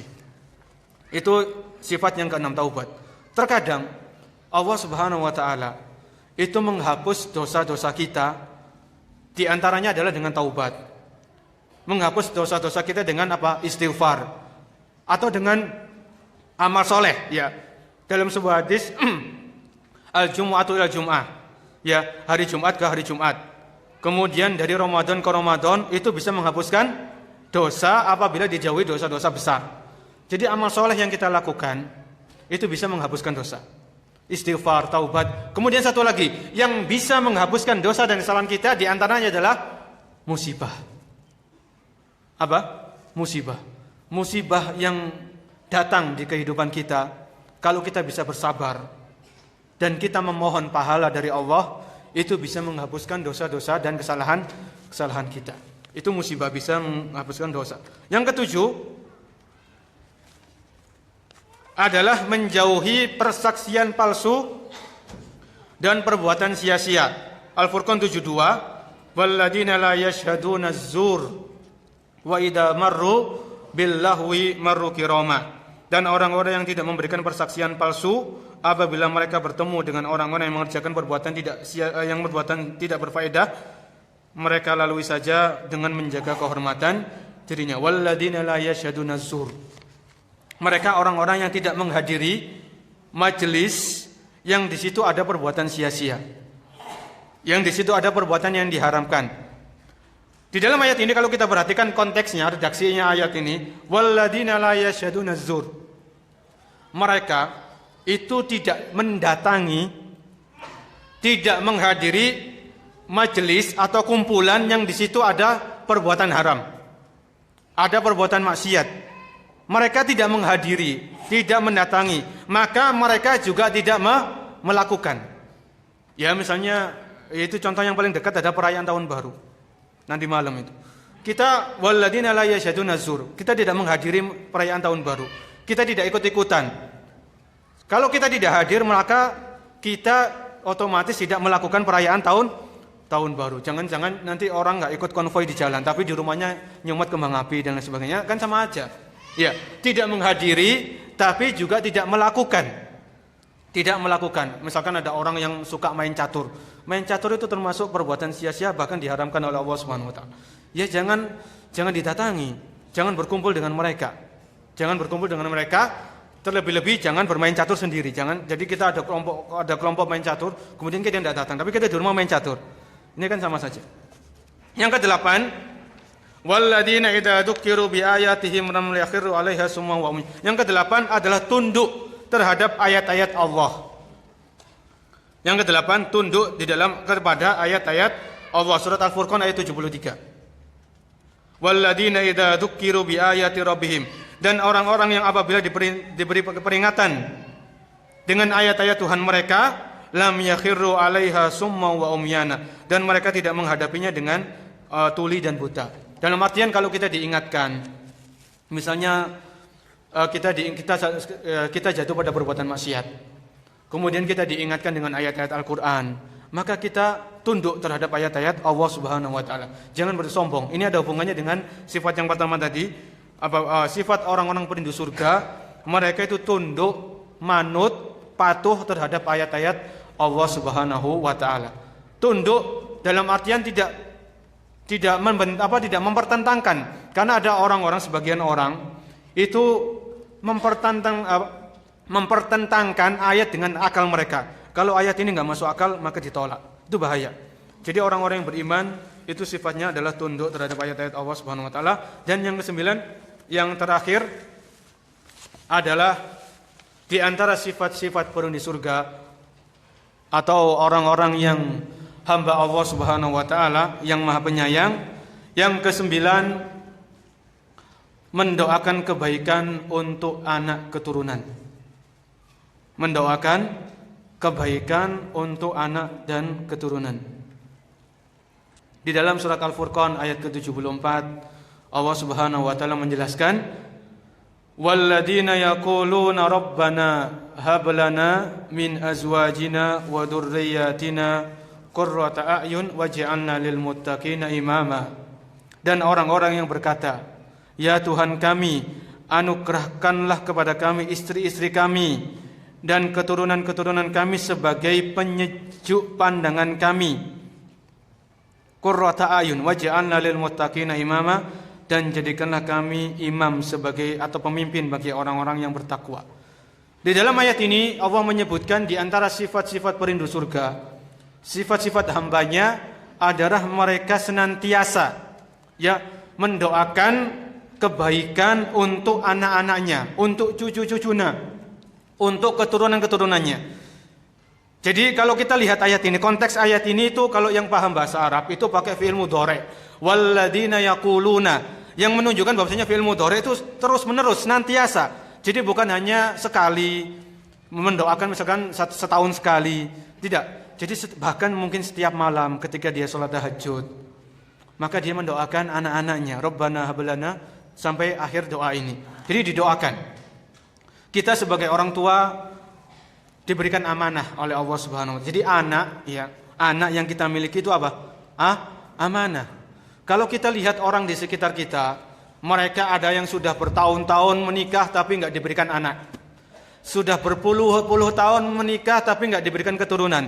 Kalau Allah Subhanahu wa taala memberikan kepada kita keturunan, maka itu adalah amanah yang akan kita pertanggungjawabkan di hadapan Allah Subhanahu wa taala. Maka di antara cara menjaga amanah ini, selain kita mendidik anak-anak kita dengan pendidikan yang benar, menyekolahkan mereka di sekolah-sekolah yang bermanhaj salaf, yang sekolah-sekolah yang bagus, maka tidak boleh kita lupakan aspek doa. Yaitu kita membaca doa sebagaimana doa yang diajarkan oleh Allah Subhanahu wa taala di dalam surat Al-Furqan ayat ke-74. Dan sebaik-baik doa adalah doa yang bersumber dari Al-Qur'an. Sebaik-baik doa adalah doa-doa yang bersumber dari Al-Qur'an. Sebaik-baik doa adalah doa-doa yang bersumber dari hadis-hadis Nabi SAW, hadis yang sahih. Kalau kita bisa menghafalkan doa ini, ya kita hafalkan. Cepat kok insya Allah kita hafalkan.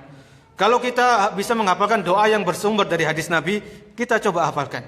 Tapi kalau kita nggak mampu, ya kita berdoa dengan bahasa Indonesia sesuai dengan kemampuan masing-masing. La yukallifullahu nafsan illa wus'aha. Karena Allah tidak akan membebani kecuali sesuai dengan kemampuan. Jangankan kita yang mendoakan anak kita, seorang nabi sekali bernabi Ibrahim alaihissalam, itu beliau tetap mendoakan anak keturunannya. Di dalam Al-Quran, wajnubni wa baniya an na'budal asnam, wajnubni, dan jauhkanlah diriku ya Allah, wa baniya, dan anak keturunanku an na'budal asnam, dari menyembah kepada patung atau sonam. Jadi Nabi Ibrahim memohon kepada Allah Subhanahu wa taala agar menjaga anak keturunan beliau dari perbuatan syirik. Kemudian di dalam ayat yang lain, Nabi Ibrahim juga meminta kepada Allah, Rabbi ja'alni muqimas sholati wa min dzurriyyati. Rabbi ja'alni muqimas shalah. Wahai Tuhanku, jadikanlah aku termasuk orang-orang yang mendirikan salat. Yang mendirikan salat ini maknanya lebih daripada hanya sekedar mengerjakan salat. Kalau orang sekedar mengerjakan salat, ya dia sekedar saja menggugurkan kewajiban. Tapi kalau sudah Rabbi ja'alni muqimas shalah, wahai Tuhanku, jadikanlah aku termasuk orang-orang yang mendirikan sholat. Mendirikan sholat itu menjaga waktunya. Mendirikan sholat itu menjaga waktu-waktunya. Sholat pada waktunya. Menjaga tumakninahnya, menjaga kekhusyuannya, menjaga rukun-rukunnya. Itu mendirikan sholat. Rabbi ja'alni muqimas sholati wa min dzurriyyati. Kata Nabi Ibrahim, wa min dzurriyyati. Dan juga anak-anakku. Jadi ini Nabi Ibrahim, beliau tetap meminta kepada Allah Subhanahu wa taala agar Allah Subhanahu wa taala memberikan keturunan kepada beliau yang menjaga salat, keturunan yang menjaga tauhid, juga keturunan yang menjaga atau mendirikan ibadah salat. Jadi janganlah kita lalai untuk mendoakan anak-anak kita, mendoakan cucu-cucu kita agar mereka menjadi generasi Islam, generasi yang bertauhid, generasi yang berpegang teguh dengan sunnah-sunnah Nabi Sallallahu Alaihi Wasallam. Kemudian terakhir, Syekh As-Sa'di, beliau memberikan penjelasan yang sangat-sangat menarik di sini. Ketika seseorang, saya bacakan terjemahannya langsung, ketika seseorang mendoakan kebaikan untuk anak dan istrinya, maka pada hakikatnya dia berdoa kebaikan untuk dirinya. Sekali lagi, ketika seorang suami, seorang bapak, seorang ayah itu mendoakan kebaikan untuk anaknya, untuk istrinya, maka secara tidak langsung seorang suami atau seorang ayah ini mendoakan kebaikan untuk dirinya. Karena apa? Karena kalau istri kita itu istri yang soleha, istri yang menyejukkan pandangan kita, kan manfaatnya kembali kepada diri kita. Kalau kita punya anak-anak kita itu anak-anak yang soleh, yang menjadi penyejuk pandangan kita, maka manfaatnya kembali kepada siapa? Kembali kepada kita. Kalau kita berdoa kepada Allah supaya diberikan keturunan yang baik, keturunan yang soleh, maka itu pada hakikatnya kita mendoakan diri kita. Karena kalau anak kita itu anak yang baik, anak yang soleh, sekali lagi manfaatnya bukan hanya kepada si anak ini sendiri, tapi manfaatnya kembali kepada diri kita. Kalau kita meninggal, mereka akan tetap mendoakan kita. Kalau kita meninggal, anak-anak kita akan memohonkan ampun kepada kita. Itu adalah manfaat ketika kita mendoakan kebaikan untuk anak dan keturunan kita, maka pada hakikatnya kita mendoakan kebaikan untuk diri kita sendiri. Wallahu a'lam bishawab. Ini adalah beberapa sifat-sifat dari perindu-perindu surga, orang-orang yang berharap untuk bisa dimasukkan ke dalam surga Allah Subhanahu wa taala. Semoga apa yang kita bahas pada kesempatan pagi hari ini bisa menjadi bahan renungan bagi kita, bahan evaluasi bagi kita semuanya, dan bisa menjadi ilmu yang penuh manfaat yang bisa kita amalkan dalam kehidupan kita sehari-hari. Wallahu a'lam bishawab. Nah, di sini ada beberapa pertanyaan. yang masuk. Apabila kita bisa jawab, kita jawab. Apabila tidak bisa, mungkin bisa ditanyakan kepada para asatidzah yang lain yang lebih berilmu dari kami.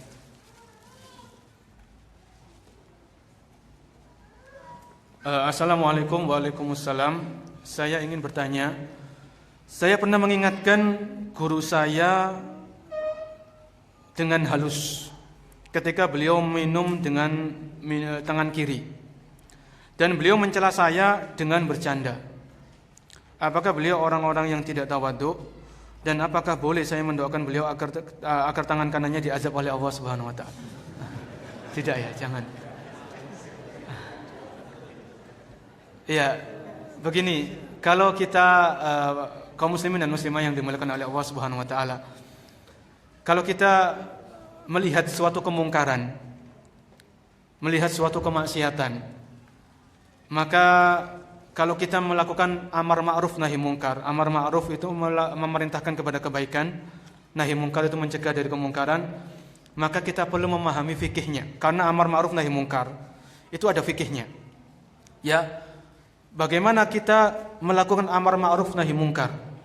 Bagaimana kita cara menasihati orang agar orang ini itu bisa nerima, bisa lapang dada dengan nasihat yang kita lakukan? Maka itu ada ilmunya, itu ada caranya, dan sudah dijelaskan oleh para ahli ilmu, para ulama.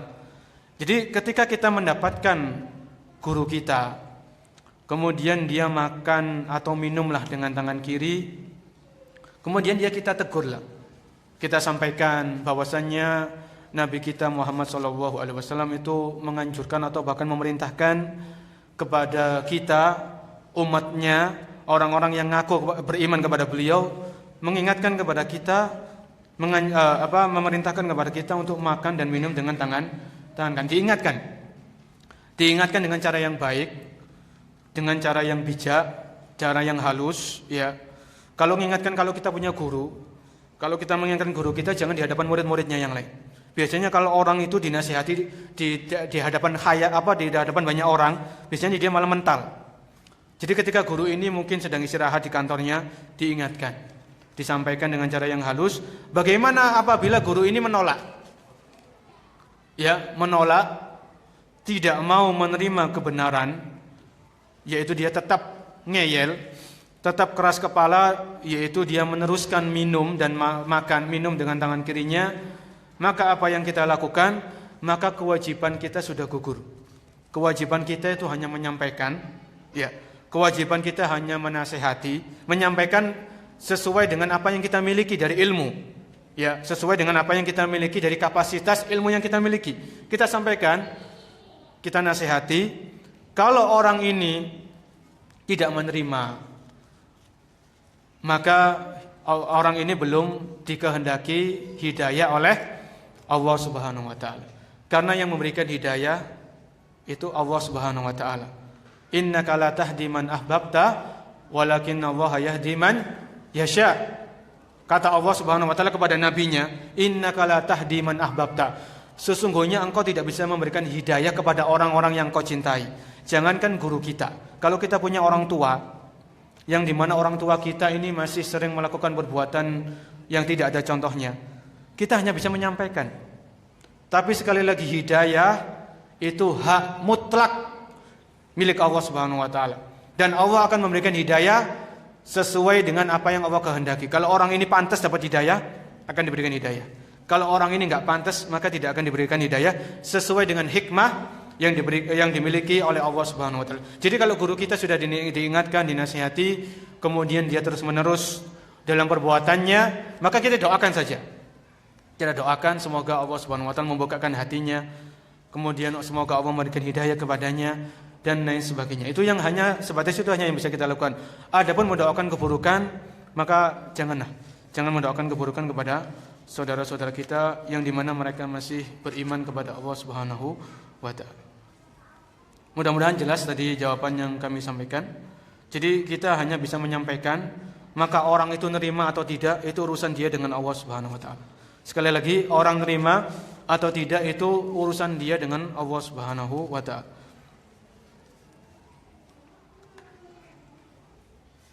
Kemudian apakah suka selfie atau foto, majang foto ya.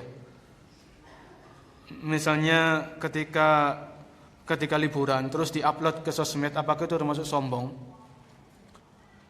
Orang-orang yang suka selfie atau foto maka hendaknya dihindari perbuatan ini. Bahkan para ulama itu berbeda pendapat, berselisih yang sangat kuat bagaimana hukum foto ya. Bagaimana hukum foto? Jadi kalau foto itu bukan foto yang diperlukan, semisal foto untuk KTP, untuk SIM, untuk paspor, maka janganlah bermudah-mudahan untuk selfie ya. Kalau bisa kita hindari, maka kita hindari. Kan di dalam hadis Nabi, min husni islamil mar'i tarkuhu ma la ya'ni.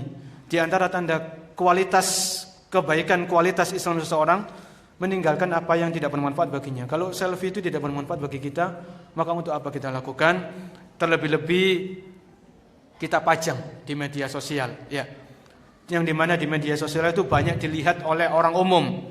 Ada orang yang baik, ada orang yang buruk. Niatnya orang itu macam-macam. Bisa jadi ketika orang itu buka media sosial kita, kemudian ada fotonya, kemudian dia punya hasad. Iya, dia punya perasaan iri, dia punya kebencian, kemudian kita disantet lagi. Hati-hati loh. Bisa jadi santet ini melalui media apa? Foto. Ya kita kan nggak menutup kemungkinan.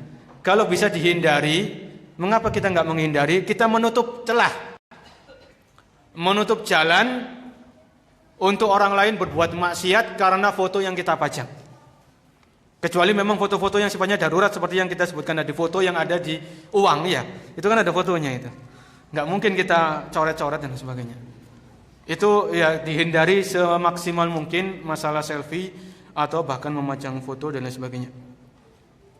Kemudian bagaimana jika saya di perkuliahan, ya saya unjuk diri menjadi yang nomor satu di antara mahasiswa yang lain, menjadi mahasiswa yang punya nilai bagus dan favorit, apakah itu termasuk sombong? Tidak.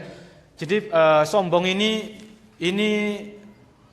menghantui hati manusia ya. Sifat sombong ini menghinggapi hati, tapi bisa dilihat dari gerak-gerik manusia. Karena apa yang tersimpan di dalam hati itu pasti tampak di dalam anggota badan. Apapun yang kita sembunyikan di dalam hati kita, sifat hasad, kemudian pelit, sombong, itu kan penyakit-penyakit hati. Pasti itu nampak. Jadi kalau kita punya kemampuan, Allah Subhanahu wa taala memberikan kepada kita kecerdasan. Allah Subhanahu wa taala memberikan kepada kita kepintaran. Kemudian kita mendapatkan prestasi, kita mendapatkan ranking 1 di kelas kita, di fakultas kita atau di kuliah kita, maka itu bukan sombong. Maka kita syukuri ya, kalau kita mendapatkan ranking 1, kita mendapatkan peringkat 1, kita punya prestasi, kita syukuri. Bagaimana cara mensyukurinya? Syukur itu dengan hati, dengan lisan, dan dengan anggota perbuatan. Syukur dengan lisan bagaimana? Syukur dengan lisan kita meyakini seyakin-yakinnya bahwasanya kita bisa ranking 1. Kita bisa mendapatkan prestasi itu semata-mata pertolongan dari siapa? Allah Subhanahu wa taala. Bukan semata-mata karena kecerdasan kita. Jangan sampai kita seperti Qarun ya. Qarun itu ketika ditanya, bagaimana engkau bisa mendapatkan harta yang sebanyak ini? Maka apa kata Qarun? Ini disebutkan oleh Allah di dalam surat Al-Qasas. Innama utituhu ala ilmin indi. Aku mendapatkan harta ini karena aku punya ilmu. Aku pandai, kalau bahasa kita, aku ini pandai dagang. Aku ini pandai bisnis, pandai mengatur strategi, pandai ini, pandai itu. Jadi wajar kalau saya mendapatkan harta. Jangan seperti itu. Ya, kalau kita punya prestasi, baik prestasi apa, prestasi dunia, kita punya ranking 1, atau kita lomba juara hafalan Al-Quran, kita lomba juara hafalan hadis, maka kita ingat prestasi yang kita lakukan itu semuanya nikmat dan pertolongan dari Allah Subhanahu wa taala. Itu mensyukur dengan hati. Kalau kita mensyukuri dengan hati, kita enggak akan sombong. Insyaallah kita akan sombong. Kemudian syukur dengan lisan, yaitu kita mengucapkan alhamdulillah. Alhamdulillah ya Allah, atas pertolonganmu aku bisa mendapatkan prestasi, aku menang lomba, akhirnya aku bisa menyenangkan orang tua, menjadikan orang tua saya senang dan sebagainya. Itu ibadah, kita mendapatkan pahala. Syukur dengan anggota perbuatan, bagaimana? yaitu kita membantu teman-teman kita yang lemah dalam akademik, bagaimana caranya agar mereka bisa juga pintar. Ya, kalau kita kuliah, kan di satu kelas itu kan nggak semuanya pintar. Ada yang pas-pasan, ada yang lemah. Maka bagaimana sih caranya teman-teman kita yang lemah ini supaya bisa berprestasi? Maka kita bagi ilmunya, bagaimana caranya. Itu bersyukur dengan anggota perbuatan. Kalau kita melakukan ini, syukur dengan hati, bersyukur dengan lisan, bersyukur dengan amal perbuatan, maka insya Allah kita tidak termasuk orang-orang yang bersifat sombong. Sebagaimana Nabi Sulaiman tadi itu. Nabi Sulaiman itu diberikan kerajaan sampai bangsa jin itu tunduk kepada beliau. Tapi beliau berkata, hadza min fadli rabbi. Ini semuanya keutamaan dari Tuhan. Semuanya itu ujian. Kita dapat prestasi itu ujian. Kita gagal dalam kuliah juga ujian. Semuanya ujian ya. Saya kira kalau kita bersyukur dengan 3 hal tadi, kita akan dihindarkan dari sifat sombong. Nah, apakah titip absen ketika kerja atau kuliah termasuk persaksian palsu? Iya, termasuk persaksian palsu. Ya, ini berat ya para kaum muslimin dan muslimah yang dimuliakan oleh Allah. Kalau kita titip absen ketika kita kerja, padahal kita itu sehat walafiat, ya, kita itu nggak sakit, nggak ada uzur. Titip absen ini termasuk pengkhianatan, termasuk persaksian palsu yang tentunya kita akan mempertanggungjawabkan di hadapan Allah Subhanahu wa taala. Marilah kita merenung sejenak. Dalam artian kita bisa mendapatkan kerja itu kan merupakan nikmat dari Allah. Banyak loh saudara-saudara kita yang mereka pengangguran. Sekarang cari kerja itu kan susahnya bukan main katanya, begitu ya. Sekarang cari pekerjaan itu susahnya bukan main. Banyak lulusan sarjana itu mereka berlomba-lomba cari lowongan, cari pekerjaan. Sedangkan kita sudah dapat kerja, ya, sudah dapat amanah. Mengapa kita sia-siakan amanah tersebut? Bukankah kita sudah mendapatkan gaji, mendapatkan bayaran? Maka ini semuanya adalah amanah dari Allah Subhanahu wa taala. Memang ini berat ya. Sifat-sifat orang yang beriman itu adalah menjaga amanah. Banyak sekali ayat-ayat Al-Qur'an Allah Subhanahu wa taala menjelaskan bahwasanya sifat orang-orang yang beriman itu menjaga amanah. Memang amanah itu berat. Amanah itu berat, tapi bukan berarti mustahil untuk dilakukan. Jadi kalau kita mendapatkan amanah, kita mendapatkan kedudukan ini, kita mendapatkan jabatan, dikasih jabatan, dikasih kedudukan, dan kita nggak minta, dan kita nggak ada harapan sama sekali, bahkan kita nggak terbesit mendapatkan jabatan ini, maka ini amanah, terima saja. Kalau kita nggak minta, kemudian kita dikasih kedudukan di kantor, di perusahaan, terima saja, bismillah. Ya, terima saja, bismillah, maka kita berusaha menjaganya sebaik-baiknya. Ya, itu tentang menjaga amanah. Apakah termasuk pelit kepada diri sendiri jika kita berhemat untuk menabung atau untuk membeli barang yang diperlukan, sedangkan dalam menabung itu mungkin kita tidak banyak membeli kebutuhan? Ya, selama menabung itu diperbolehkan, tapi jangan menggantungkan hati kita kepada tabungan. Gantungkan hati kita kepada Allah Subhanahu wa taala. Tetap tabungan itu usaha, tapi tetap tawakal kita menyandarkan hati kita hanya kepada Allah Subhanahu wa taala. Karena tabungan itu enggak ada apa-apanya. Kalau Allah Subhanahu wa taala berkehendak menghabiskan tabungan kita dalam sekejap bisa, mampu Allah Subhanahu wa taala. Jadi tabungan kita boleh menabung ketika kebutuhan primer yang sifatnya harus dipenuhi itu semuanya terpenuhi. Ya, makanan, minuman, pakaian, kemudian mungkin tempat tinggal, sekolah untuk anak-anak kita yang sudah bersekolah, kemudian perawatan rumah, itu semuanya terpenuhi, maka enggak apa-apa kita menabung. Ya, kita menabung sedikit demi sedikit, mungkin mau umroh kita perlu nabung, mungkin mau haji kita perlu nabung, mungkin nabung untuk biaya sekolah dan lain sebagainya. Maka selama kebutuhan kita yang urgen, yang primer itu sudah terpenuhi, maka kita menabung tidak mengapa. Tapi juga jangan lupa bersedekah ya.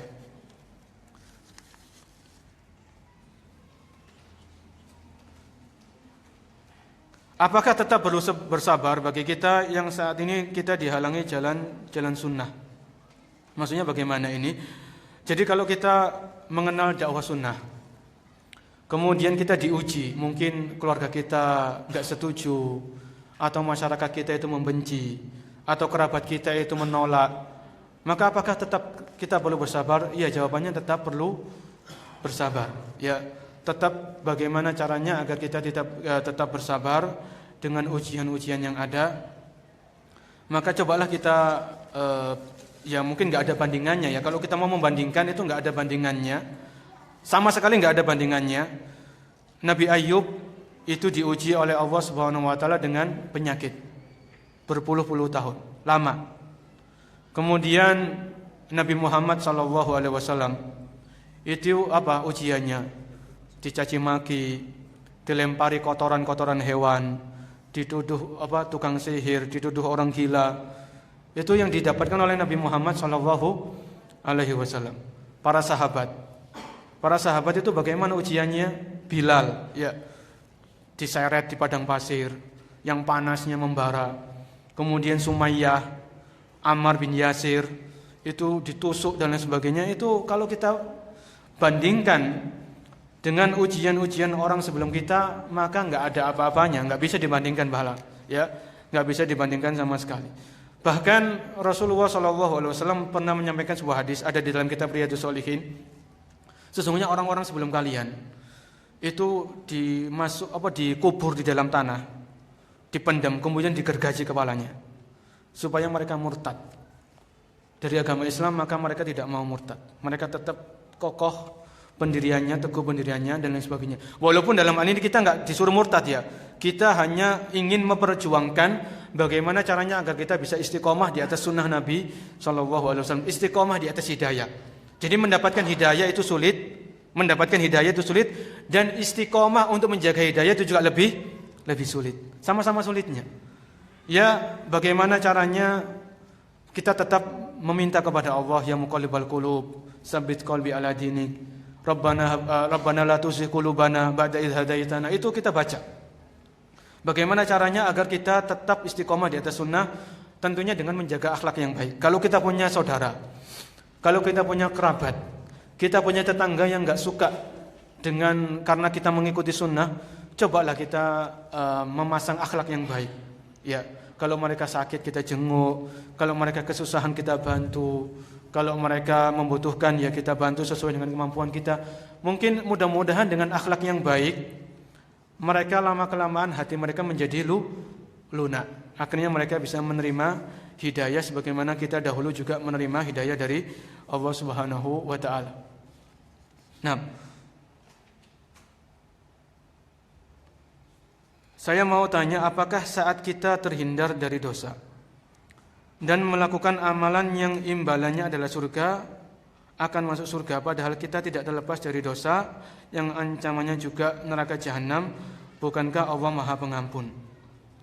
Begini ya, kaum muslimin dan muslimah rahimani wa rahimakumullah, di dalam kita sebagai seorang hamba, sebagai orang yang beriman, harus mengumpulkan 3 macam ibadah di dalam hati kita.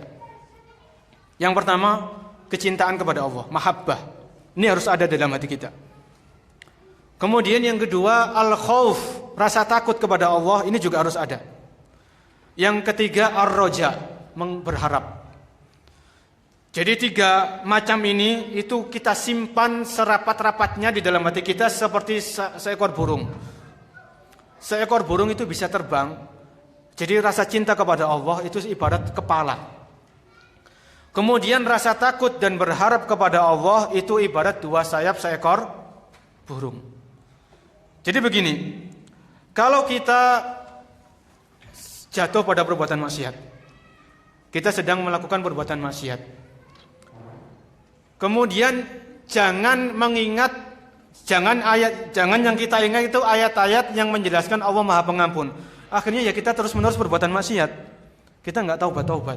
Tapi coba kalau kita sedang melakukan perbuatan maksiat, kemudian kita ingat ayat-ayat yang menjelaskan bahwasanya azab Allah itu pedih, bahwasanya neraka jahanam itu mengerikan. tubuh kita itu nggak akan mampu untuk menahan siksaan neraka jahanam. Coba kalau kita sedang ingin melakukan perbuatan maksiat atau sedang terjatuh pada perbuatan maksiat, agar kita nggak terus-menerus bahkan ketagihan dalam berbuat maksiat, coba kita bacalah ayat-ayat tentang siksa ya.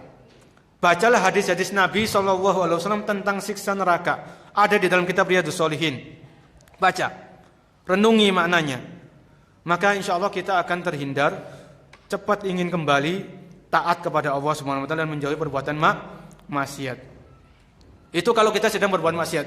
Jadi jangan mengandalkan Allah Maha Pengampun.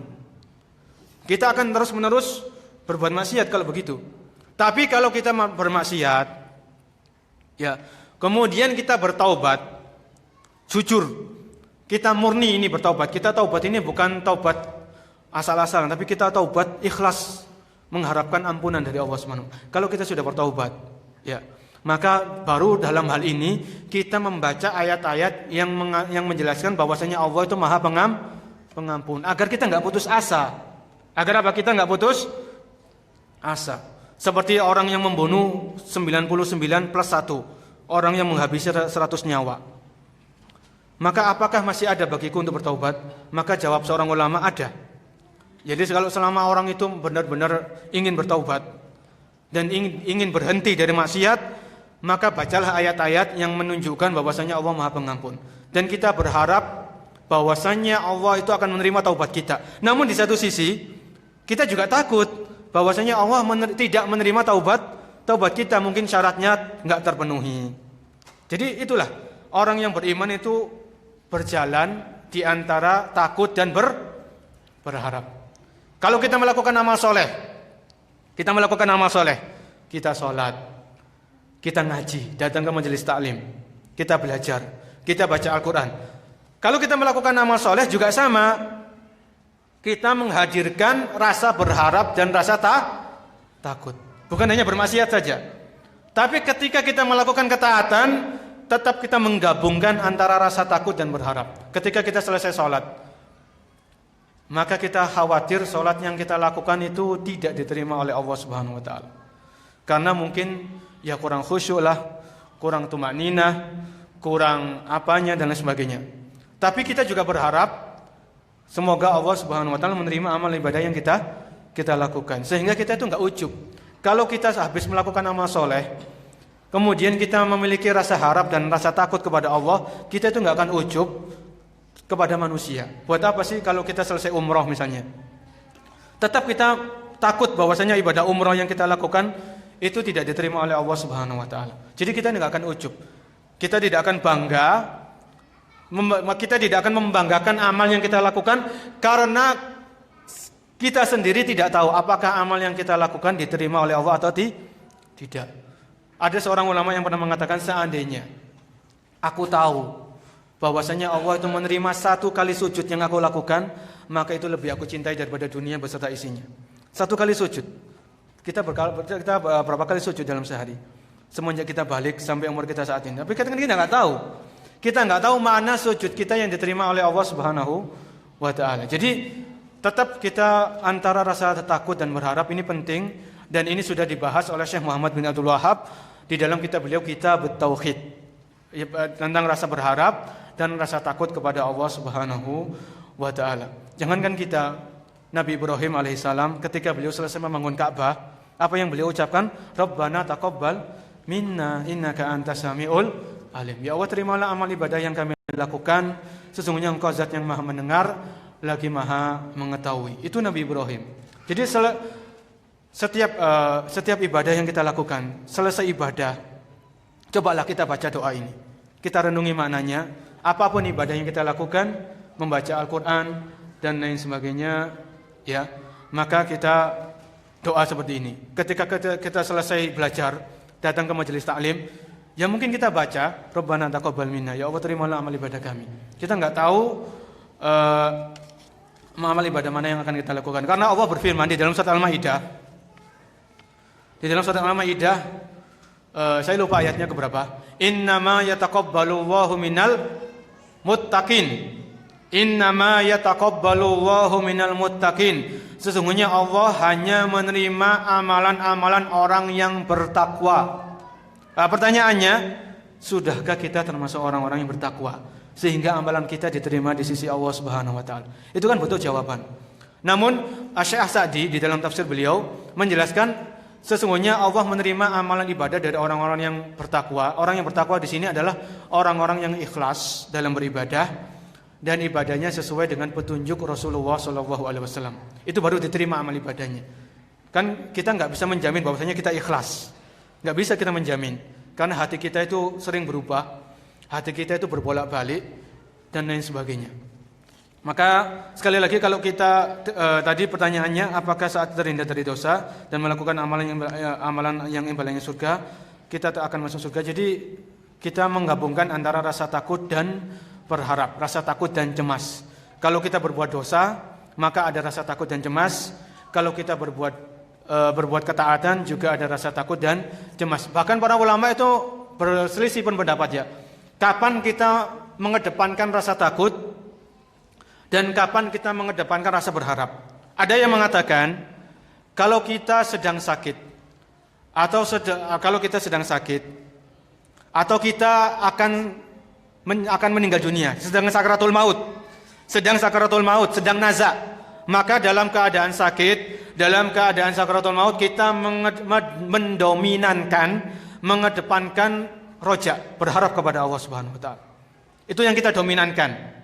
Tapi kalau kita sedang dalam keadaan sehat, maka yang kita dominankan, yang kita lebihkan adalah sisi apa? Takut kepada Allah Subhanahu wa taala. Jadi masing-masing ada penjelasannya dan ini sudah dijelaskan oleh para ulama kita rahimahumullahu jami'an. Pertanyaan terakhir karena waktunya sudah hampir sangat. Bukankah kita diperintahkan, Waalaikumsalam warahmatullahi wabarakatuh, Ustadz, bukankah kita diperintahkan untuk menerima segala ketentuan takdir Allah? Sehingga dalam berdoa kita meminta yang terbaik saja di mata Allah. Lalu kalau kita memaksakan kehendak kita dalam berdoa, apakah itu berlebihan? Sekali lagi untuk berdoa, ini kita kan seorang hamba yang lemah, yang nggak bisa apa-apa. Maka kita nggak mungkin memaksakan doa kita, memaksakan kehendak kita kepada siapa? Kepada Allah Subhanahu wa taala. Jadi kalau kita memperhatikan doa-doa yang ada di dalam Al-Quran, kalau kita memperhatikan doa-doa yang ada di dalam hadis-hadis Nabi Sallallahu Alaihi Wasallam, itulah doa yang terbaik. Itulah doa yang terbaik. Rabbana atina fid dunya hasanah. Ya Allah, berikanlah aku di dunia ini kebaikan. Itu sudah doa yang paling bagus. Gak ada doa yang lebih bagus dari itu. Ya, kalau kita membaca doa Allahumma inni as'aluka ilman nafi'a wa rizqan thayyiban, itu doa yang paling bagus. Gak ada doa yang lebih bagus dari itu. Namun misalnya begini, kita ingin mendapatkan, kita punya permohonan, kita punya suatu hajat, punya suatu cita-cita atau keinginan, kemudian kita minta kepada Allah Subhanahu wa taala dengan bahasa kita, bahasa Indonesia lah, bahasa Jawa, sesuai dengan bahasa yang kita mudah untuk mengucapkannya. Maka kita yakin ya, dengan seyakin-yakinnya apabila ada doa yang kita panjatkan, apabila ada doa yang kita ucapkan ternyata belum dikabulkan oleh Allah, belum diijabahi oleh Allah Subhanahu wa taala, maka kita seyakin-yakinnya bahwasanya Allah yang Maha tahu. Wallahu ya'lamu wa antum la ta'lamun. Di dalam surat Al-Baqarah itu Allah berfirman, wallahu ya'lamu, Allah yang Maha mengetahui, wa antum la ta'lamun, dan kalian tidak mengetahui. Jadi apabila ada doa yang kita panjatkan kemudian kok belum dikabulkan oleh Allah, padahal kita sudah memenuhi syarat-syarat terkabulnya doa. Jadi kalau ada doa yang belum terkabulkan, itu lihat dulu diri kita, introspeksi. Bisa jadi doa yang belum terkabulkan itu ada penghalang-penghalangnya, kan ada penghalang-penghalang terkabulnya doa, ya. Seperti makan makanan yang haram, pakai baju-baju yang didapatkan dari cara yang haram. Kemudian mungkin ada penghalang-penghalang terkabulnya doa, itu kita pelajari. Bisa jadi kelalaian, kekurangan itu ada pada diri kita, dan itu pasti. Kemudian kalau kita sudah lihat syarat-syarat terkabulnya doa, itu semuanya sudah kita lakukan. Penghalang-penghalang terkabulnya doa itu semuanya nggak ada. Kemudian kok ternyata doa kita itu belum terkabulkan, maka di dalam hal ini para ulama menjelaskan bisa jadi Allah Subhanahu wa taala menyimpan doa itu untuk kita di akhirat. Menyimpan doa kita itu apa di akhirat. Atau Allah Subhanahu wa taala akan memalingkan kita dari musibah semisal atau setara dengan doa yang kita lakukan. Mungkin kita pernah naik motor, ya. Naik motor ini di jalan raya. Wah, sedikit lagi kita sudah keserempet sama trailer gitu kan. Alhamdulillah Allah Subhanahu wa taala menyelamatkan kita. Ya, karena pernah seperti itu. Itu bisa jadi karena doa yang kita ucapkan yang dulu-dulu mungkin kemudian belum terkabulkan dan Allah menggantinya dengan kita diselamatkan dari diselempet atau disenggol oleh trailer tadi. Iya, itu bisa jadi seperti itu. Kita sebagai seorang hamba, kita wajib berhusnudzon, berbaik sangka kepada Allah Subhanahu wa taala, Allah yang menciptakan kita dan Allah yang paling tahu apa yang membuat kita bahagia dan Allah yang paling tahu apa yang membuat kita celaka dan sengsara. Kalau ada doa yang belum terkabulkan, maka itu adalah ada hikmah dari Allah Subhanahu wa taala. Karena keterbatasan ilmu kita, maka kita enggak akan mengetahui. Kita hanya berserah diri kepada Allah Subhanahu wa taala. Mungkin itu yang bisa kita sampaikan pada pertemuan kita pada pagi hari ini. Mudah-mudahan apa yang kami sampaikan bisa menjadi bahan renungan bagi kita semuanya, dan semoga apa amal soleh yang kita lakukan pada pagi hari ini bisa menjadi pemberat timbangan kebaikan kita di hari kiamat kelak, di hari yang tidak bermanfaat lagi harta dan anak yang kita miliki kecuali yang datang kepada Allah dengan hati yang selamat.